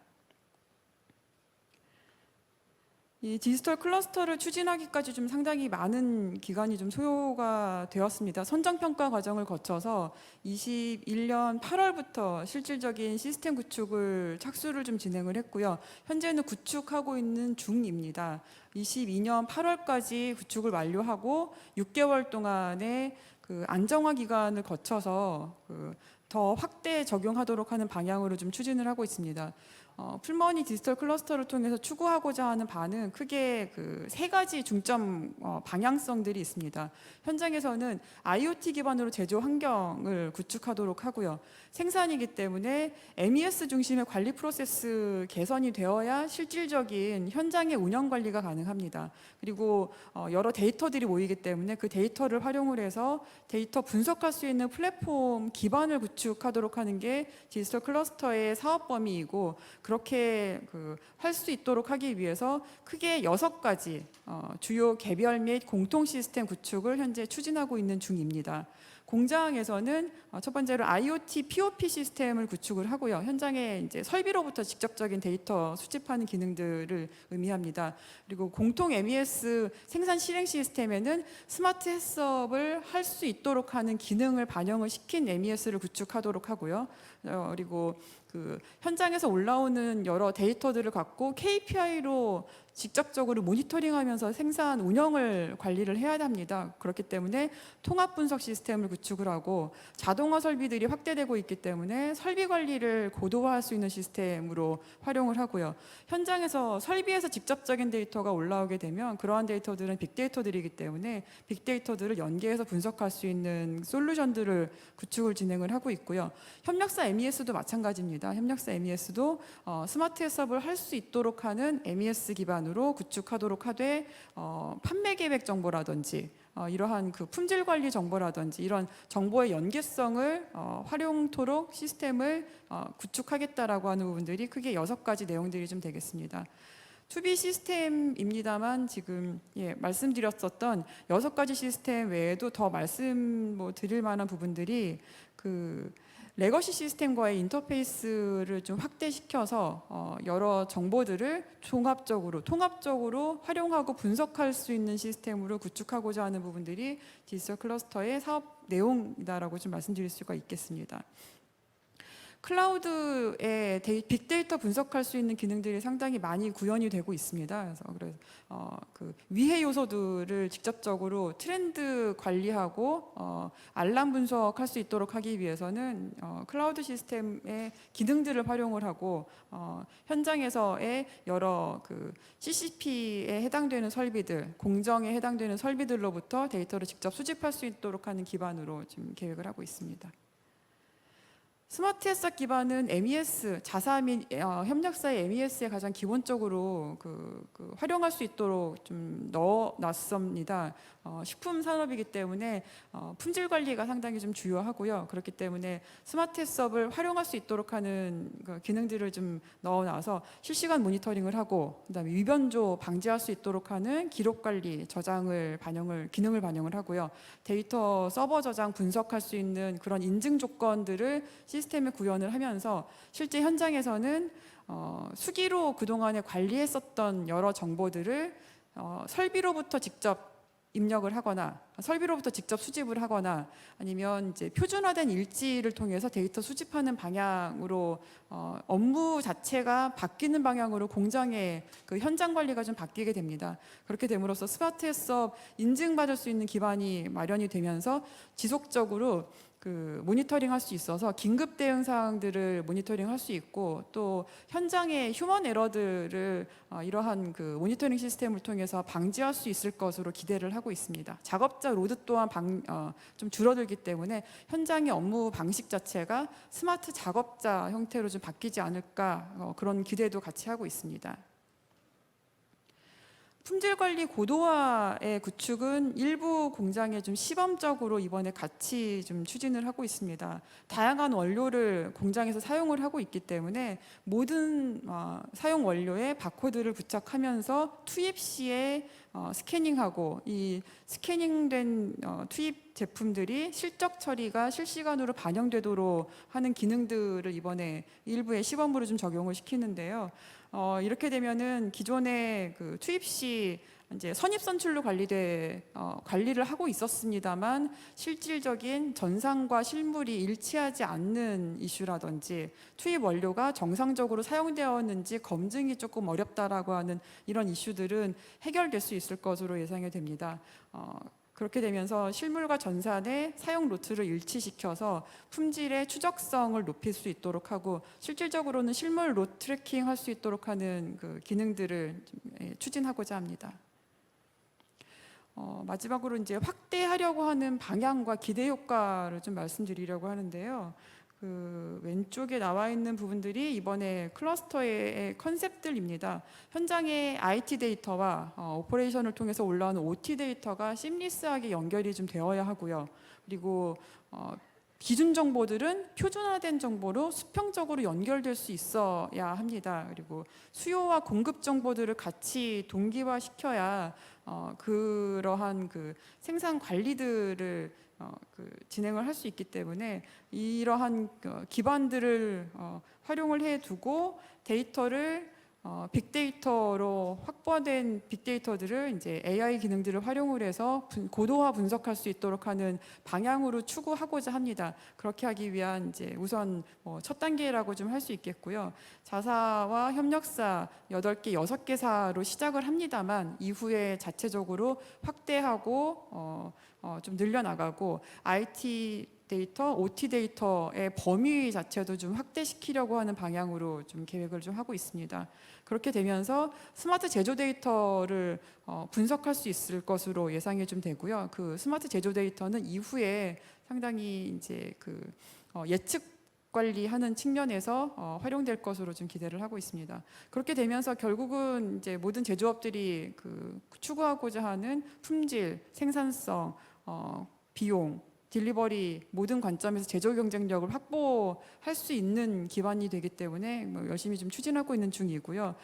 연대 협력을 통해서 풀무원뿐만이 아니라 풀무원의 협력사까지 같이 디지털 역량을 강화시키는 방향으로 추구가 되어야 전체적으로 연계된 식품 산업에서의 품질 위해 요소들이 잘 관리될 수 있을 것으로 생각이 됩니다. 현장의 작업 자체가 스마트 작업으로 하는 부분들도 이후에 그 인력 양성 측면에서도 상당히 좀 중요한 효과라고 좀 생각이 되고요. 그리고 이러한 모델들이 앞으로 여러 기업들에 이제 확산될 수 있는 방향으로 이제 적용이 좀 되면 식품 분야 자체가 디지털 선도 모델로 이제 확대될 수 있지 않을까 그런 기대를 하고 있습니다. 예. 저희의 그 캐치프레이즈입니다. 나를 위해, 지구를 위해 이런 방향으로 저희가 추진하고 있습니다. 감사합니다. 네, 홍상묵님 발표 감사합니다. 그 사물 인터넷 또 빅데이터 등 그 4차 산업 기술을 활용한 디지털 클러스터 구축으로 업계 동방 성장이라든지 식품 산업 경쟁력 강화를 위해서 많은 노력을 해주시고 있는 것 같습니다. 많은 관심이 있어서 그런지 그 홍은기 상무님께도 여하튼 사전에 선정된 질문을 이번에는 2가지 정도 드리도록 하겠습니다. 첫 번째는 풀무원이 스마트 햇섭 구축 이후에 자동 모니터링 시스템에 의한 한계 기준 이탈 알람이라든지 생산 중단 사례가 있었는지, 있었다면 개선 조치는 어떻게 진행되었는지 궁금합니다라고 하는 질문이고요. 두 번째는 풀무원에서 위해 요소 차단을 위해서 상시적으로 하고 있는 노력들이 무엇이 있으며 또 고위험 식재를 제조하는 데 있어서 가장 안전적인 위생관리 방법은 무엇인지 궁금합니다라는 질문입니다. 답변 부탁드리겠습니다. 네, 첫 번째 질문에 대해서 먼저 말씀을 드리면은 저희가 스마트 헬스업을 지금 추진 중이고 아직 이제 현장 적용된 건 아니기 때문에 기대 효과 측면으로 좀 말씀을 드리겠습니다. 한 개의 기준이 이탈이 되게 되면 뭐 기본적으로 CCP 일람표에 따라서 적절한 조치를 취할 수 있기 때문에 그런 사전 대응, 현장에서의 대응 관리가 조금 더 빠르게 될 수 있다라고 좀 여겨지고요. 그리고 이번에 구축하면서도 이제 이 시스템이 좀 다운될 수 있는 여지들도 좀 있습니다. 근데 그런 시스템 다운 대비해서도 이제 비상 시나리오 마련을 해서 CCP 운영 관리에 이제 큰 이슈 없도록 이제 구축을 좀 추진을 하고 있고 이제 현장에 적용하면서 점검 진행하도록 계획입니다. 그리고 두 번째 위해 요소 차단 측면의 그 질문이었었는데요. 세 가지 정도 내용으로 좀 말씀을 드리겠습니다. 기본적으로는 식약처에서 고시하고 있는 위해 요소가 있기 때문에 그 위해 요소와 대외 식품 사고 사례들을 지속적으로 모니터링을 하면서 원료 제품의 어떠한 위해 분석 항목을 더 늘려나갈 것인지 이런 부분들을 업데이트해서 추가하는 부분들이 가장 좀 중점적인 전략이라고 할 수 있겠고요. 또 두 번째는 공정을 설계할 때도 작업장 위생관리나 설비의 CIP, COP, 그다음에 세척 전후의 유효성을 검증하고 살균 공정을 좀 거치도록 하는 부분, 그러한 공정 설계를 적용하는 부분들이 상시적인 노력이라고 좀 할 수 있겠고요. 그리고 세 번째는 오늘 저희가 디지털 클러스터의 진행 사항들을 좀 말씀을 드렸는데 이 디지털 클러스터는 자사와 협력사가 같이 하는 사업입니다. 그래서 협력사의 품질 관리 수준을 좀 더 향상시킬 수 있도록 하는 그런 측면으로 식품안전관리인증원에서 진행을 좀 하고 계시는데 거기에 저희가 좀 같이 참여를 한 부분들인데요. 그렇게 협력사들로 스마트 헬스업이 확대되도록 하는 그러한 그 지원을 늘려나가는 부분들도 상당히 좀 주요한 부분들이고 그렇게 저희도 자체적으로 지원할 수 있도록 하기 위해서 상생협력기금을 자발적으로 출연을 해서 협력사의 기업 부담금을 지원하는 형태로 추진을 좀 하고 있습니다. 예, 이상입니다. 네, 홍상무님 답변 감사합니다. 이어서 바로 이 패널 분들을 모시고 토론을 진행하도록 하겠습니다. 패널 분들의 소개가 있겠습니다. 식품의약품안전처의 식품안전인증과 고지훈 과장님 오셨습니다. 소비자 공익 네트워크 김연화 회장님 오셨습니다. 한국교통대학교 김경일 교수님 오셨습니다. 한국식품산업협회 이철수 부원장님 오셨습니다. 주제 발표에 이어서 패널 토론을 위해서 이 분야별 전문가분들이 어렵게 한자리에 모였습니다. 패널 분들께서는 한 분씩 오늘 주제에 대해서 한 말씀씩 부탁드리겠습니다. 먼저 한국교통대학교 김경일 교수님의 의견을 들어보도록 하겠습니다. 네, 안녕하십니까. 한국교통대학교 김경일 교수입니다. 오늘 발표를 듣고 또 우리 식품산업과 관련돼서 스마트 헬스업 이러한 문제들을 고민하고 이것들을 어떻게 활성화할 것인가 하는 문제를 함께 논의하는 과정 속에서 오늘 발표는 참 의미가 깊고 제게 큰 도움이 되었습니다. 오늘 패널 자리이기 때문에 긍정적인 요소보다는 앞으로 나가야 될 방향에 대해서만 잠깐 좀 언급을 하고자 합니다. 헬스업, 그것을 스마트화시킨다. 스마트 헬스업이라고 정의를 했을 때 오늘 발표하신 내용들의 대부분은 스마트 헬스업의 CCP 데이터를 모니터링한다는 것에 굉장히 초점을 많이 두셨고요. 이를 현장에서 적용하신 풀무원 식품에서도 역시 마찬가지로 모니터링 얘기를 많이 하셨습니다. 맨 마지막에 결론적으로 말씀드리겠습니다만은 스마트 헬스업, 스마트 팩토리가 지금 분리되어져 있다는 생각을 제가 지울 수가 없습니다.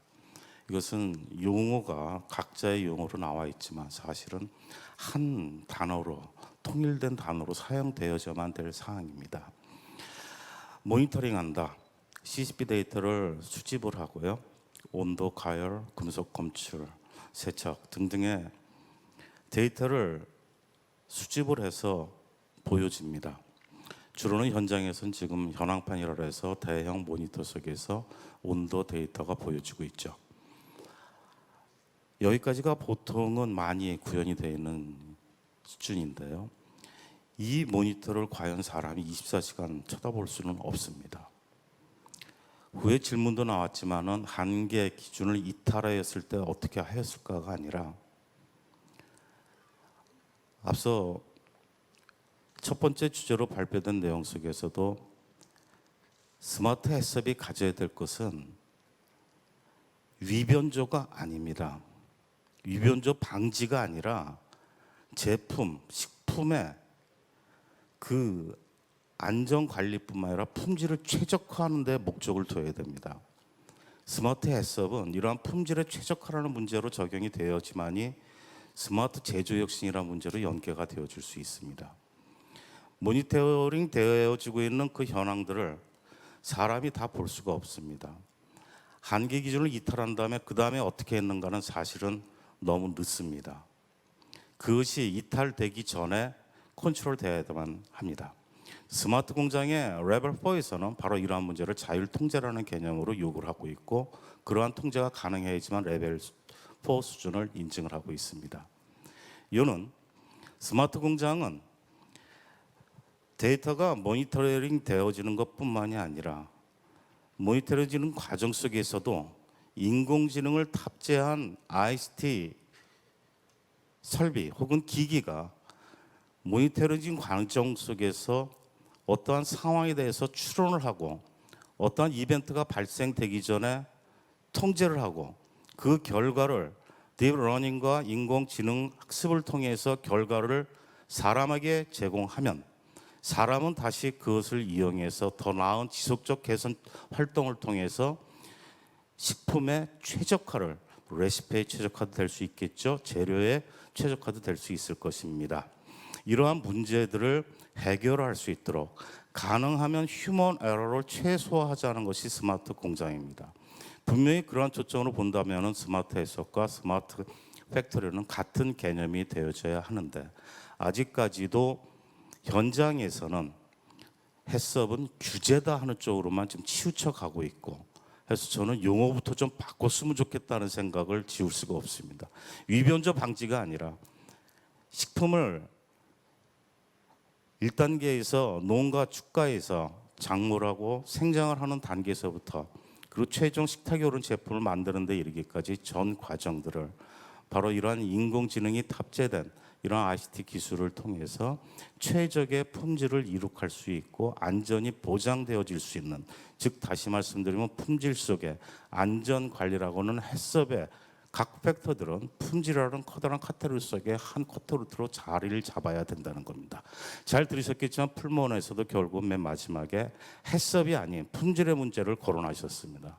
굉장히 바람직한 현상이라고 보여집니다. 단지 이 스마트 팩토리가 되었던 스마트 해썹이 되었던 이것들을 어떻게 더 보급 확산을 통해서 활성화를 시키고 이끌어 갈 것인가에 대해서는 여러 가지 논의가 필요하겠지만은 짧게 말씀드려서 지금 현재 스마트팜, 스마트 해썹, 스마트 팩토리로 구분되어지는 것이 하나로 통일되어지는 것이 매우 중요하다는 그런 제기를 좀 하고 싶습니다. 조재진 본부장께서도 말씀하셨지만 1차 농가에서부터 스마트팜에 대한 문제부터 출발이 되어지만이 이 식품업계의 완성도는 높아질 것입니다. 사실 재료의 문제에 있어서 가장 슬러지가 많이 발생되는 산업이 식품입니다. 김치를 담글 때만 하더라도 배추로부터 버려지는 그 양은 엄청납니다.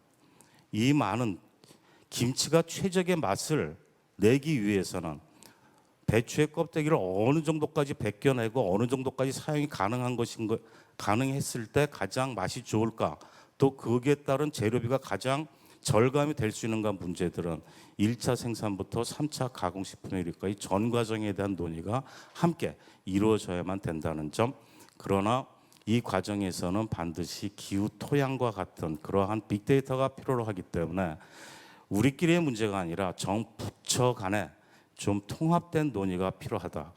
이 부분에 있어서는 정책에서 약간은 좀 어긋나는 부분들이 있습니다. 좀 더 비쇼로 쳐다본다면은 우리 현재의 수준에서도 오늘 발표된 내용에서 현장에서는 스마트 글라스를 이용하고 있습니다. 그러나 원격 심사를 할 때는 우리가 카메라, 아마도 이게 광원의 차이일 수도 있겠는데요. 이러한 카메라를 사용한 문제들과는 서로 이질적입니다. 두 번째 발표 때 아주 좋은 말씀을 해주셨고요.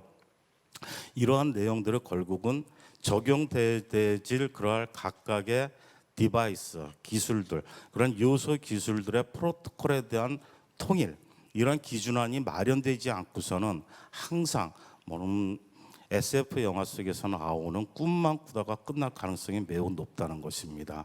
다시 한번 맨 앞으로 돌아서서 원초적인 문제들이 다시 검토가 되었으면 하는 바람입니다.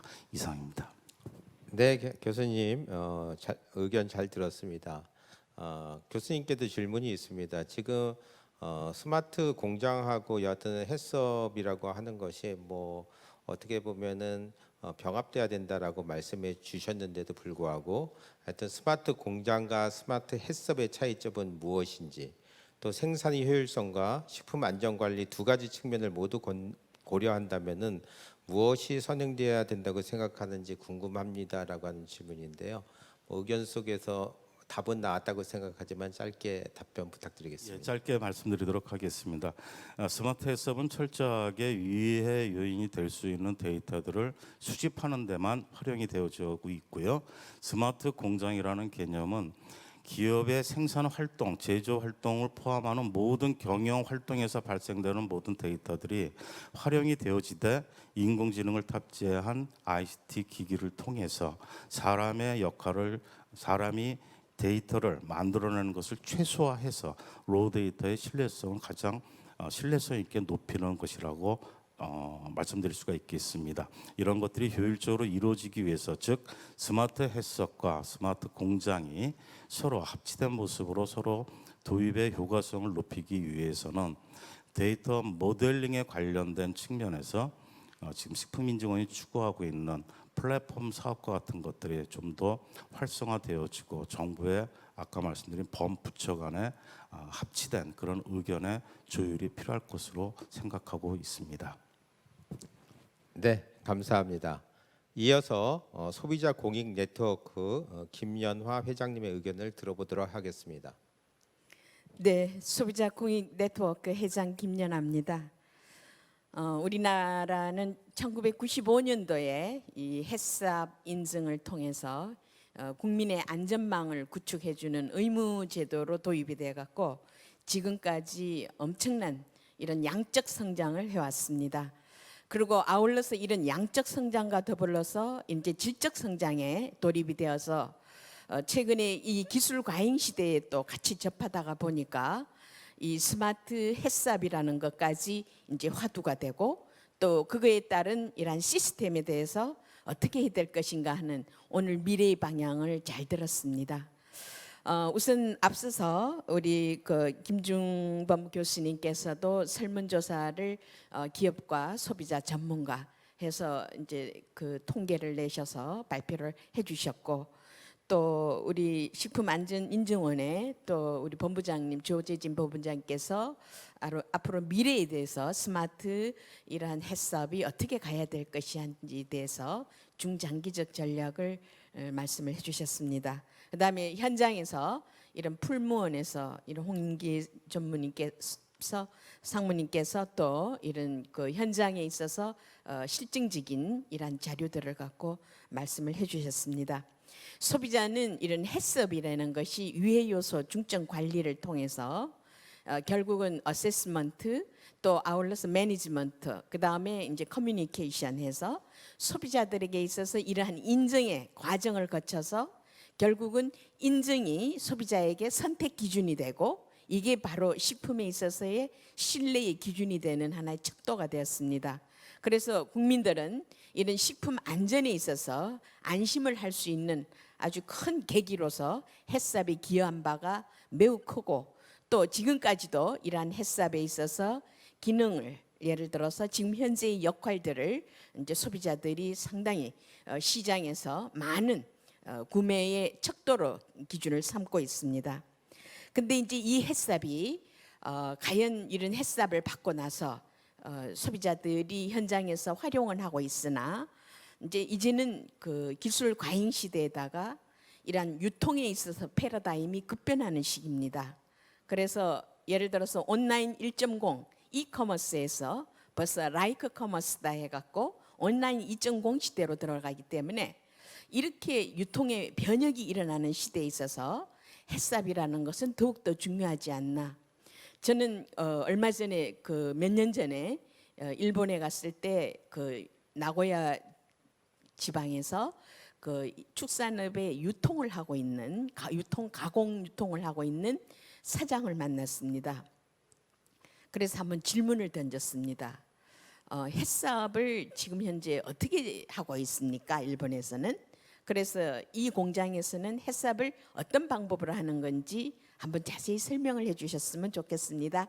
했더니 그 예를 들어서 그 오나 CEO의 하는 말씀이 뭐냐면은 물론 햇삽도 있지만은 CEO인 저가 햇삽보다도 더욱더 아주 안전하게 갈 수 있는 이런 철학을 갖고 합니다. 그래서 정부가 이런 의무 적용으로 하고 있지만은 그보다도 더욱 중요한 것은 나의 정신입니다라는 걸 얘기를 들었습니다. 그래서 우리는 지금 현재 90% 정도 이상이 중소업체입니다. 그래서 이런 중소기업체에서 아까 얘기했듯이 한 80 몇 프로는 한 뭐 그 5 미만 이런 정도로 해서 그 상당히 아직도 영세한 중소업체들이 많기 때문에 이 업체들이 어떻게 햇삽을 적용할 수 있을 것인지, 그리고 또 이런 햇삽을 따라오기까지는 햇삽 이 인증관리원에서 상당히 이 프로그램을 다양화시켜서 단계별로 적용을 하고 있습니다마는 정말 중요한 것은 여기에 관리하고 있는 관리자와 또 일종의 이러한 CEO가 식품이라는 거는 무슨 차별화도 아니요. 그렇다고 더 좋은 것을 원하는 것도 아니고 식품 그 자체로서 소비자들에게 있어서 안전하게 먹을 수 있는 이러한 식품이 돼야 된다고 생각하고 있습니다. 그래서 그런 거를 만들기 위한 기본적인 소양과 덕목을 좀 갖출 수 있는 기본 철학이 돼 있는 과정이 필요하지 않느냐. 그래서 앞서서 우리 그 김중범 교수님께서도 이제 관리사 제도도 얘기를 하셨습니다. 물론 관리사도 필요한 거지만은 그보다도 더 중요한 것은 CEO가 이러한 기본적인 식품에 대한 철학을 가질 수 있는 소양 교육을 받을 수 있는 것도 좀 가져야 되지 않겠나 하는 것이 제가 생각하는 바이고요. 그 다음에 이제 또 하나 말씀을 드리고 싶은 것은 이런 햇삽에 있어서 이 시스템 운영에서 그동안에 이런 식품 사고가 일어났을 때 보면은 분명히 이러한 그 오늘 발표에서는 아무래도 이 사고율 중에서 의무 적용을 잘 하고 있는 햇삽을 받은 데에서는 사고율이 적고 또 아울러서 이거를 받으려고 하는 기본적인 마인드가 있는데 이런 데 따라서도 상당히 차이는 있겠습니다만은 중요한 것은 뭐냐면은 이런 햇삽에 있어서 받았는데도 불구하고 사고가 일어난다는 것은 상당히 의심의 여지가 있다는 거죠. 그래서 저는 물론 풀무원 같은 경우에도 이런 상생 서로가 예를 들어서 각 업체들이나 ODM이나 OEM이나 이런 회사들과 같이 이런 햇삽의 기본적인 것을 같이 상생 적용시켜 갖고 이것을 그대로 반영을 시켜서 식품이 나오는데 관여했지만은 또 실증적으로 이 제품을 갖고 실전에서 만들고 있는 데에서는 또 어떻게 적용하고 있는지 이런 것이 기획에서부터 상품 아까 교수님께서도 생산지에서부터 과연 이 기획에서부터 시작해서 이 가공해서 그 다음에 또 유통 최종 판매까지가 이게 하나의 고리로 형성이 돼서 햇삽의 적용이 바로 될 수 있는 이런 시스템으로 좀 갈 수 있도록 하는 것도 필요하지 않겠느냐. 그래서 저는 이제 당장 2023년도가 되면은 이제 유통기한이 소비기한으로 바뀝니다.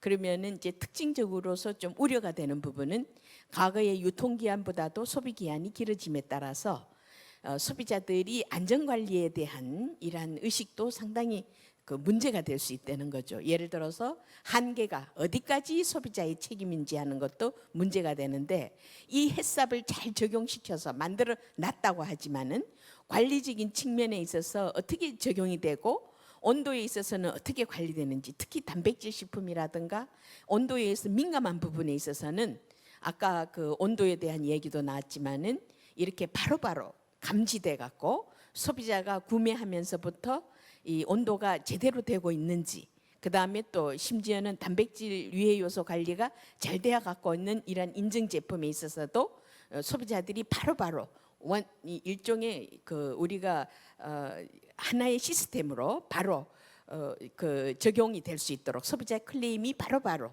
적용이 돼서 예를 들어서 이력 추적으로 거꾸로 올라가게 되면은 어디에서 부분이 문제가 생겼는 건지 이런 것 등을 바로 알 수 있는 이런 원격 시스템으로 갈 수 있는 것이 필요하지 않겠나 하는 것을 말씀을 드립니다. 그래서 이제 최근에 와서 이제 유통 시스템이 많이 코로나 이후에 변화가 돼서 배달 앱이라든가 뭐 이런 것 등이 많이 생김으로 인해서 푸드 플랫폼이 또 많이 생겼습니다. 그래서 이제 결국은 뭐냐면은 과거에는 만드는 사람이 책임을 지고 그 다음에 이런 햇삽 제도를 통해서 인증을 받으면은 마크를 붙여서 소비자가 선택을 했는데 이제는 뭐냐면은 일종의 유통업체가 생산자에게 그런 기획된 제품을 부탁을 해서 또 나올 수도 있기 때문에 결국은 그러한 유통 시스템 속에서 과연 이 햇삽이라는 것을 어디에서 어디까지 적용해 갖고 소비자들에게 안전하게 관리가 될 수 있도록 하는지에 대해서도 이런 체계적인 시스템을 좀 더 면밀하게 좀 분석해 볼 필요가 있지 않는가. 그래서 저는 이 유해 요소 정점 관리가 결국은 뭐냐면 사전 예방 제도입니다. 이건 사후 관리가 아니라 그래서 국민에 있어서 식품을 선택하는 데 있어서 가장 사전 예방 안전하게 사전 예방을 할 수 있는 제도적인 측면에 있어서 햇삽이 중요한 것이기 때문에 이러한 햇삽이 제대로 갈 수 있도록 하기 위해서는 이제는 좀 더 생산 이전에 결국은 이런 농업에서부터 시작해서 그 다음에 가공부터 시작해서 모든 고리가 하나로서 형성이 될 수 있도록 하는 게 필요하다 이렇게 생각하고 또 저는 이제 하나 그 김중범 교수님께 질문을 하나 드리고 싶습니다. 아까 보니까 예를 들어서 이런 햇삽 의무 적용에 대해서 소비자들은 상당히 높은 응답을 88.8%로 약 한 90% 정도를 응답을 했습니다마는 오히려 전문가들은 아마 67.4% 정도의 좀 낮은 응답률을 나타내고 있는데 그래서 오히려 이런 그 햇삽 제도에 대해서 전문가들이 보는 견해가 소비자의 기대치만큼 따라오지 못하는 것인지 요거에 대해서 한번 설명을 해 주셨으면 하는 것을 부탁드리면서 이상으로 말씀을 끝마치겠습니다. 네, 회장님, 좋은 의견 감사합니다. 김연아 회장님께도 질의가 하나 있습니다. 그 최근 가정 간편식이나 온라인 소비가 증가하고 있는데 소비자가 생각하는 유통 단계 안전 관리에 대한 요구점이 있다면은 말씀 부탁드리겠습니다. 아까도 말씀드렸습니다마는 이렇게 배달 앱이라든가 뭐 이런 걸 통해서 온라인 시스템으로 주문을 많이 하다 보니까 문제점이 뭐냐면은 유통 과정 중에서 온도 관리가 제대로 되지 못하거나 해서 이 포장에 있어서 상당히 부실한 것이 나타났습니다. 소비자 공익 네트워크에서 지난 8월 달에도 한번 그 우유에 대해서도 조사를 해봤더니 예를 들어서 그 아침 배달을 하고 있는 이런 온라인에 몇 개 회사를 저희가 주문을 해서 보니까 몇 개 회사 중에 한 번 정도는 아이스팩을 넣어갖고 배달이 되는가 하면은 그 여름철인데도 불구하고 나머지 회사는 아예 그러한 포장에 있어서의 처리도 없이 봉투에다 담아갖고 그냥 보내준다든가 이렇게 위험한 일이 많이 생겨서 앞으로 이런 안전관리를 위한 이런 포장에 있어서도 이런 햇삽의 적용이 어떻게 적용돼야 될 것인지 하는 가이드라인이 앞으로 필요하지 않나 생각하고 있습니다. 네, 회장님 감사합니다. 이어서 한국식품산업협회 이철수 부원장님의 의견을 들어보도록 하겠습니다. 네, 반갑습니다. 한국식품과학연구원의 이철수 부원장입니다. 오늘 앞에 연자들 세 분 발표하셨고요. 그다음에 지금 많은 패널들이 좋은 말씀 많이 해주셨습니다. 그래서 지금 저는 그 수년 동안 이제 해썹에 대해서 뭐 컨설팅도 해보고 그다음에 여러 가지 이제 그런 정책 제도도 발표를 해보고 그랬는데 이제 우리 스마트와 그다음에 식품의 관계를 저는 한번 정립을 하고요. 거기에 따라서 제안을 좀 드릴까 하는데요. 우리가 식품이라는 것은 생각보다 굉장히 복잡합니다. 그래서 지금 우리 식품 공전에서 제시하고 있는 유형수만 해도 지금 280가지 정도가 되고요. 거기에 따른 각 제조 방법까지 한다면 수만 가지의 어떤 그런 방법들이 있을 겁니다.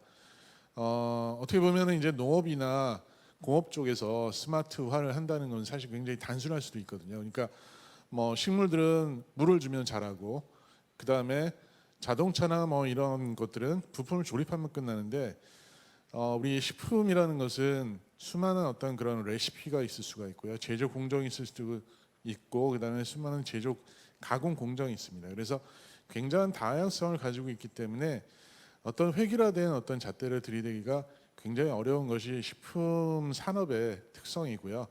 그만큼 이제 우리가 그 식품에서 스마트 해썹을 적용한다는 것이 생각보다 그렇게 쉽지만은 않을 거라는 그 생각이고요. 처음에 단초를 끼는 것이 굉장히 중요하고 그 첫걸음을 뛰는 게 굉장히 중요하다고 생각을 합니다.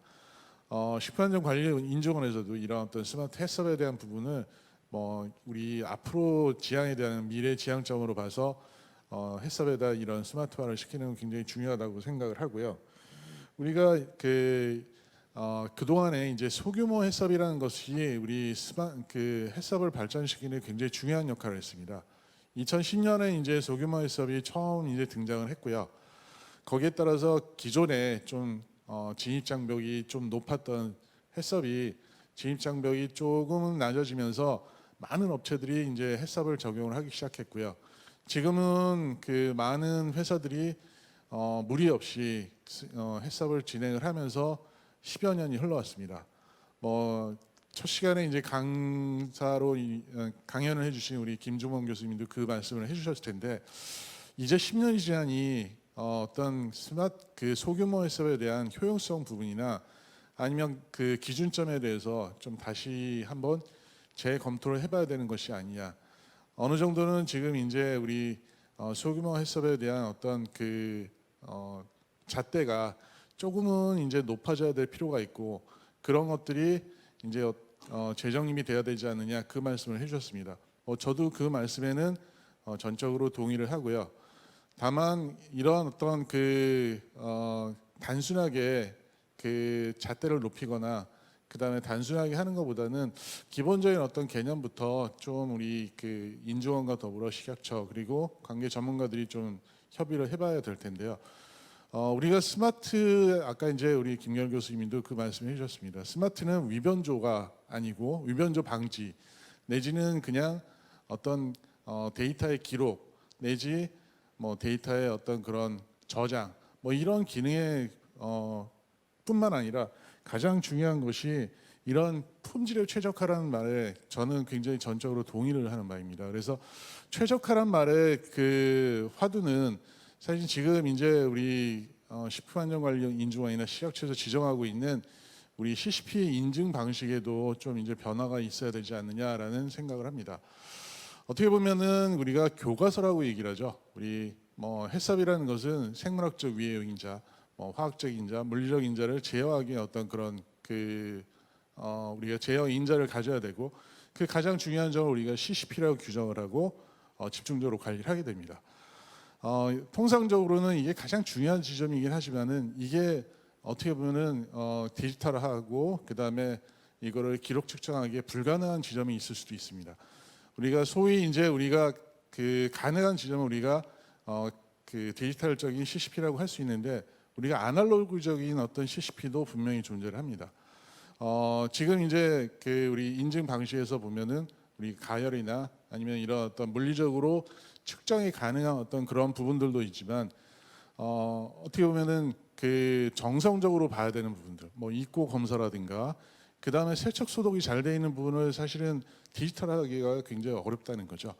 자, 그래서 이제 그 어떻게 보면은 전반적으로 우리가 해썹 인증 시스템이라든가 아니면 해썹에 대한 어떤 기본 개념을 조금은 약간은 그 변화시켜서, 물론 이제 해썹의 기본 근간은 그 정확하게 보면은 중요 관리점을 결정하는 어떤 그런 작업이 가장 중요하지만, 그런 부분이 사전에 어떤 위해 분석을 통해서 충분히 규명이 된다면 그 CCP가 단 하나일 수도 있고요. 어떤 경우에는 뭐 3개, 뭐 4개도 될 수 있고, 자율적인 어떤 규정에 따라서 그게 바로 스마트화하고 디지털할 수 있는 어떤 그런 포인트가 된다면, 그런 것이 어떤 전체의 품질을 영향에 미치지 않고, 그다음에 어떤 그 해썹의 근간을 흔들지 않는다면, 그런 부분들도 우리가 과감하게 그 디지털하고 그다음에 인증 방식도 그런 식으로 좀 개선을 해야 되지 않겠느냐라고 생각을 합니다.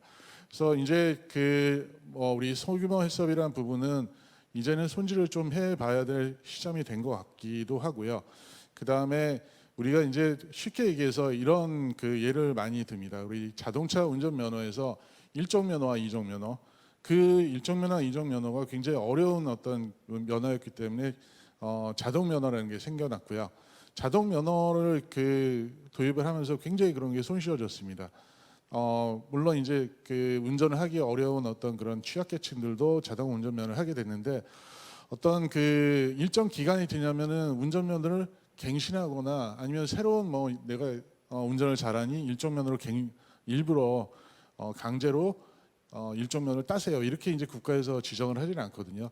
그래서 이제는 이제 그 소규모 해썹을 강제로 일반 해썹을 하는 것보다는 이제 트랙을 2개를 가져야 되겠다. 그래서 일반 해썹 트랙과 그다음에 소규모 해썹 트랙은 완전히 틀리게, 그래서 소규모는 정말로 영세한 업체들이 할 수 있는 어떤 그런 최소한의 기준점만을 만들어주고, 일반 해썹은 나름대로 지금 이제 우리 소규모에서 가지지 못하는 여러 가지 그 것들을 좀 보완해서 완전히 트랙이 다른, 그리고 일반 지금 현재 하고 있는 일반 해썹과 융합해서 어떤 새로운 모델을 만들어서 2트랙으로 가는 것이 낫겠다. 그래서 아직은 좀 서투르긴 하지만 외국에서는 이제 GHP 모델이라는 거를 이제 도입을 하고 있습니다. 그래서 아주 영세한 기업들은 해썹이라는 것 자체에 진입이 어렵고, 그리고 해썹을 도입하는 것 자체가 비용적인 부담이 굉장히 크기 때문에 소규모 해썹보다는 오히려 해썹의 전 단계인 GHP 모델을 개발을 하고 그 위생관리 개념만 따르도록 해서 어떤 그런 관리하는 방안과,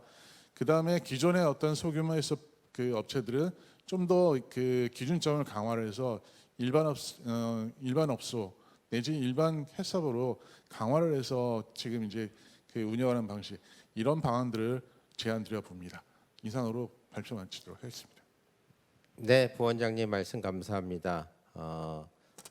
질의가 하나 있습니다. 그 소규모 해썹 적용 기준을 일반 해썹 수준으로 상향시에 그 영세 소규모 업소들의 현장 불만이 많을 텐데요. 이 수용성을 높일 수 있는 방안에는 어떤 것이 있는지 답변을 부탁드립니다. 물론 지금 2트랙을 말씀하셨지만 어쩔 수 없이 일반 해썹으로 갈 경우를 생각하셔서 답변 부탁드리겠습니다. 먼저 이제 소규모 해썹에서 일반으로 가는데 가장 그 장애요인과 그다음에 비용이 많이 드는 부분은, 일단 첫 번째는 시설적인 부분이고요. 두 번째는 일반 해썹과 소규모 해썹에서 규정 차이에 따르면은 위해 분석 부분이 있습니다. 그래서 위해 분석이라는 부분은 어찌 보면은 굉장히 비용이 많이 들어가고, 그다음에 어떤 분석하는 데 있어서 까다로운 부분이 있습니다. 이런 부분들은 아마 인증원에서도 실험 기능을 갖고 그다음에 그런 것들을 이제 수행을 하고 있는 걸로 알고 있는데요. 이런 어떤 그 소규모 업소가 일반으로 전환하는 데 있어서 위해 분석에 대한 대행이라든가 아니면 표준 모델을 개발해 주는 것이 첫 번째 급선무일 거라고 생각을 하고요.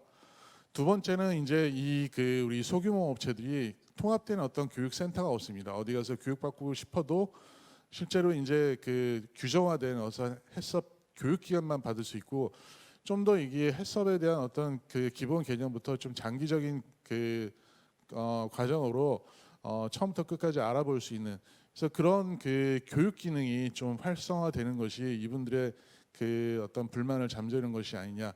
또한 이제 인증 방식도 지금 이제 이런 그 인증 방식과 그다음에 이런 우리가 정기조사 방식도 아까 이제 김종 교수님은 정기조사는 1년에 2번 정도 나오면 좋겠다라고 하지만 사실 업체 입장에서 봐드리면은 반대의 경우거든요. 좀 나오지 않았으면 좋겠다라는 개념입니다. 그래서 어찌 보면은 이렇게 하면서 자율적인 부분은 업체에다 맡겨서 나중에 문제가 생기면 업체가 모든 책임을 져야 되겠지만은 나름대로는 자율성을 많이 부여를 해주는 것이 이런 어떤 소규모 업체가 일반으로 전환하는 데 있어서 그런 어떤 어려움을 좀 해결해주는 방안이 아닐까라고 생각을 합니다.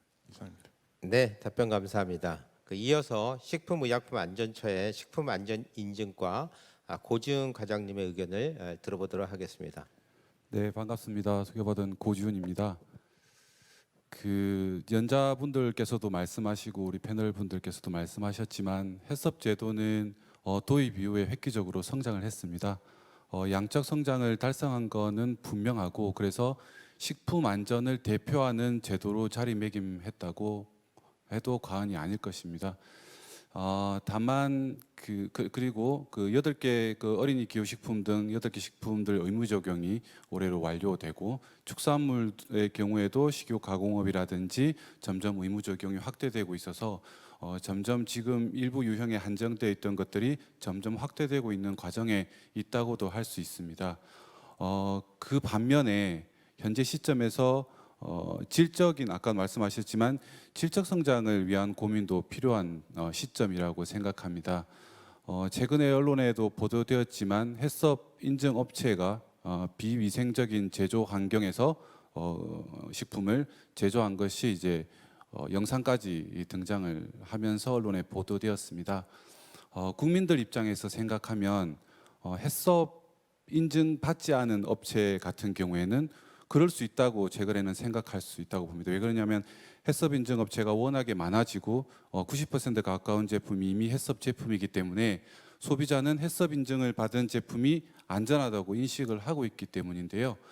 그래서 저희한테도 뉴스 댓글들을 저희도 이제 모니터링을 해보면 해썹 인증 기업이 왜 그러냐, 해썹 인증 받을 때만 잘 받고 유지 관리는 안 하는 것이 아니냐 이런 불만이라든지 이런 문제 제기들을 하고 있습니다. 그래서 지금 이 시점에서 가장 필요한 것은 해썹 내실화에 대한 고민이라고 생각합니다. 해썹 내실화에 대한 고민이 방안이 여러 가지가 있을 텐데요. 아까도 처음에 이제 김중범 교수님이 의무 적용 확대라든지 안전 관리자, 소규모 해썹 기준 강화 등등 말씀을 많이 하셨습니다. 그리고 불시 점검 또 더 강화하는 부분도 말씀하셨는데요. 그런 부분은 일단은 차치하고 해썹 내실화에서 가장 중요한 부분은 휴먼 에러를 최소화하는 거라고 생각합니다. 해썹 지속적으로 문제되는 기업들이 생기긴 하지만 사실 대다수의 해썹 인증 업체들은 한 번도 부적합을 받지 않고 한 번도 법 위반을 하지 않고 잘 운영하는 업체들이 상당수 많이 있습니다. 그런데 이제 언론에 내비칠 때 일부 기업들이 이제 해썹을 부실하게 운영을 하거나 식품위생법 등 법 위반을 한 것이 이제 언론에 노출이 되면 해썹 제도의 자체의 문제라든가 아니면 모든 해썹 인증 업체들이 그렇게 부실하게 운영하고 있다고 오해를 하기 십상입니다. 그렇기 때문에 기존의 해썹을 잘 운영하는 업체들까지 피해를 보고 있는 게 또 현실입니다. 더군다나 해썹 인증을 받기 전에 문제가 터졌을 때는 저희가 해썹을 의무화하겠다라는 이제 정책 방향을 제시를 하고 또 과거에 해썹 인증 업체가 부실하게 운영한 것이 적발되었을 때는 즉시 인증 취소를 도입하겠다. 그리고 현장 불시 점검을 도입하겠다. 이런 지금 현재 사후 관리하는 제도들이 모두 부실 운영에 따른 결과로서 이제 나타난 대안들입니다. 그렇지만 아까 불시 점검 연 2회를 제안을 하셨지만 사실 불시 점검을 연 3회를 하든 4회를 하든 문제될 수 있는 데는 문제가 될 거라고 저희도 생각하고 있습니다.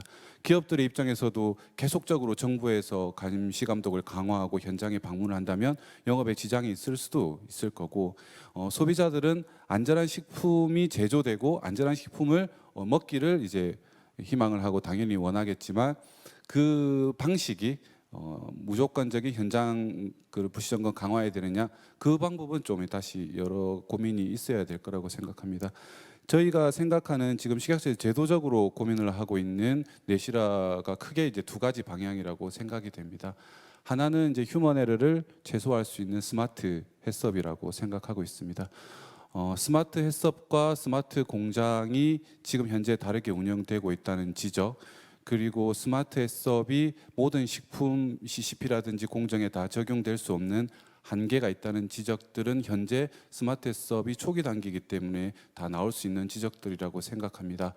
저희도 이제 스마트 해썹을 도입을 할 때 결국 4차 산업혁명에 따라서 모든 제조 분야들이 디지털화, 자동화되고 있는 게 흐름입니다.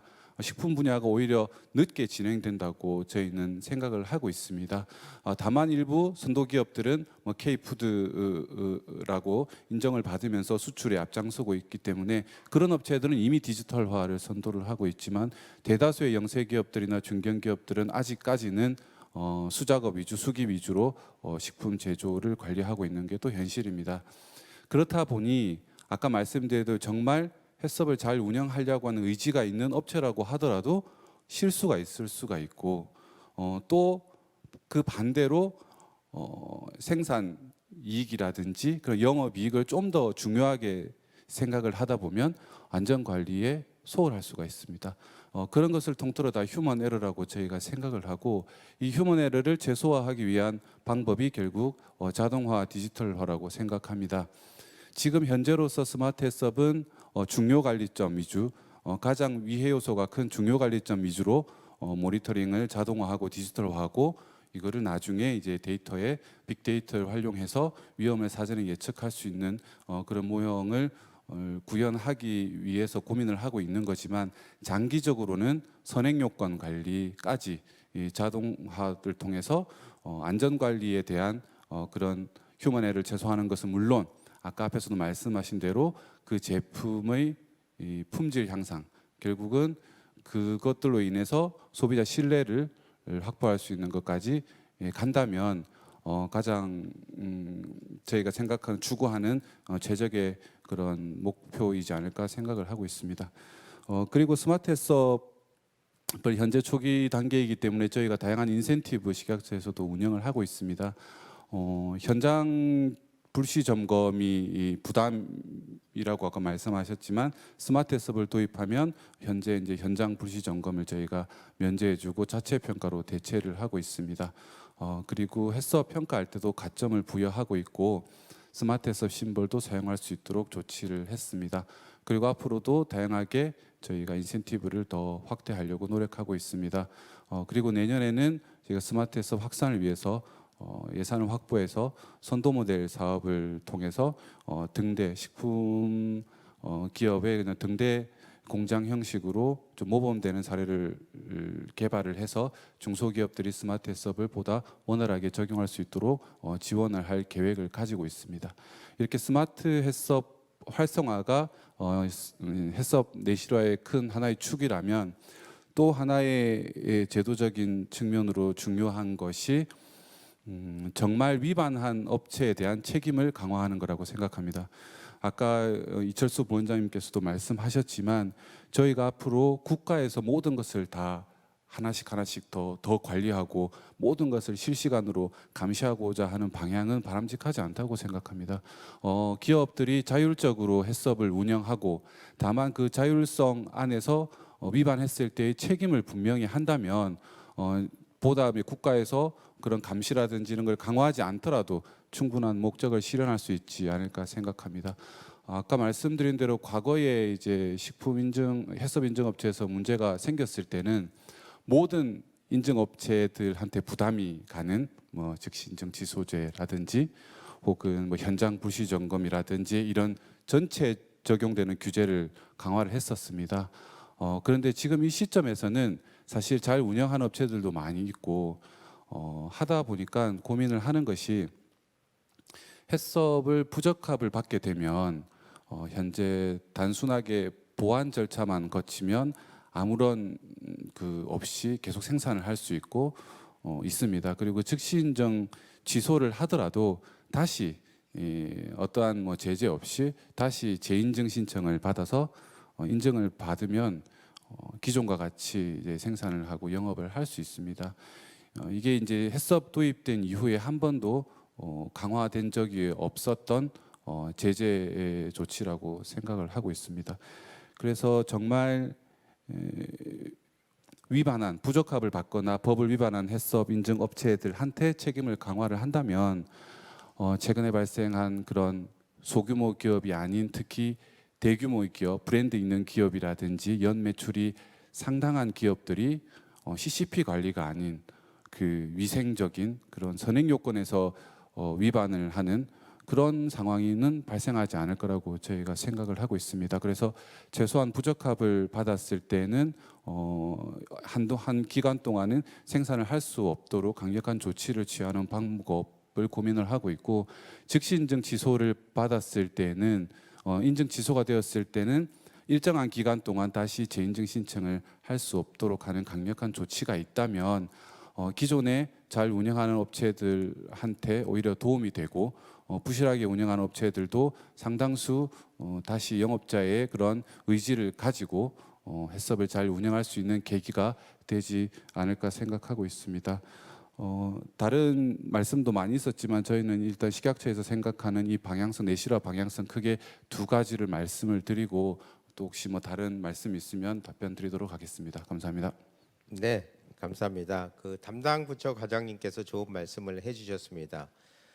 사전 등록 시에 질문이 상당히 많았습니다만은 선정된 질의에 대해서 이제 답변을 부탁드리겠는데요.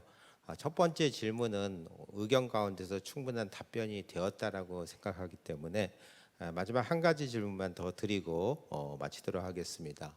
그 소규모 햇색 기준이 점차 강화되고 있는 것 같은데 종국에는 소규모가 없어지거나 일반 해썹에 근접한 수준으로 관리해야 하는 것인지 궁금하다는 질문이 있었습니다. 답변 부탁드리겠습니다.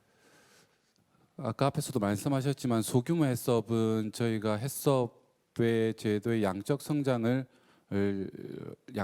이루는데 크게 기여를 하였습니다. 우리나라 기업 특성, 식품 기업 특성이 이제 영세하다 보니 일반 해썹 기준은 도저히 못 따라온다는 그런 현실적인 고민들이 있었던 것 같고, 그래서 이 해썹 기준들을 압축을 해서 핵심적인 부분만 지킬 수 있도록 소규모 해썹 기준을 만들어서 운영을 하고 있었습니다.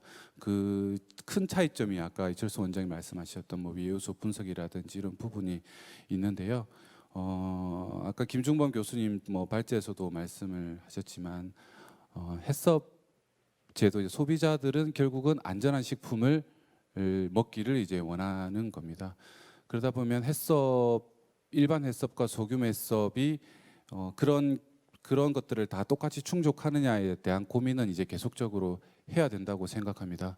현재 소규모 해썹 같은 경우에 기준이 강화돼 있다고는 제가 어떤 의미로 말씀을 하셨는지는 모르겠지만 현재로서는 뭐 저희가 그 기준을 개정을 하거나 없애거나 소규모 해썹을 기준을 없애고 일반 해썹으로 바로 전환하거나 할 계획은 당장은 가지고 있지 않습니다. 다만 이제 그 스마트 해썹도 물론이지만 전체적인 식품 산업이 안전 수준이 향상이 된다면, 그리고 해썹 제도를 좀 더 받아들일 준비가 된다면 당연히 소규모 해썹은 일반 해썹으로 나아가야 하는 방향성은 맞다고 생각합니다. 그런 거에 대한 고민을 계속하게 될 거고 고민하는 과정 중에 다양한 의견을 주시면 감사하겠습니다. 네, 과장님 감사합니다. 오늘 포스트 코로나 시대 식품 안전관리 패러다임 변화에 대해서 정부를 비롯해서 학계, 산업계, 소비자 단체에서의 전문가를 모시고 주제 발표와 토론을 진행하였는데, 이러한 논의는 앞으로도 지속되어야만 더 나은 발전을 만들 수 있을 것입니다. 오늘 이 자리를 만들어 주신 한국식품안전관리인증원에 감사 말씀을 드리며 오늘을 계기로 국내 식품 안전과 해썹의 제도 발전을 위한 자리가 지속되길 기대하겠습니다. 이것으로 2부 정책 포럼을 마치겠습니다. 감사합니다. 네, 대단히 감사합니다. 2부 정책 포럼 함께 하셨습니다. 해썹 제도 발전을 위한 활발한 논의가 진행이 되었습니다. 훌륭하게 이번 세션 진행을 해주신 한림대학교 강일준 교수님, 그리고 좋은 의견 공유해주신 전문가들, 그리고 패널 여러분께 감사의 말씀을 드리고 있습니다. 오늘 함께 해주고 계시는 시청자 여러분께도 유익한 시간 되셨길 바라겠습니다. 자, 2부 정책 포럼 모두 마치도록 하겠고요. 잠시 저희 짧게 한 5분 정도만 쉬었다가 3시 20분부터 국제 세미나를 진행하도록 하겠습니다. 한국, 미국, 일본, 중국, 캄보디아 이렇게 5개국의 식품 안전 운영 체계에 대해서 들어보고 또 각국의 협력 방안에 대해서 의견을 나누는 소중한 시간 갖도록 하겠습니다. 3부에도 여러분 많이 시청해 주시기 바랍니다. 고맙습니다.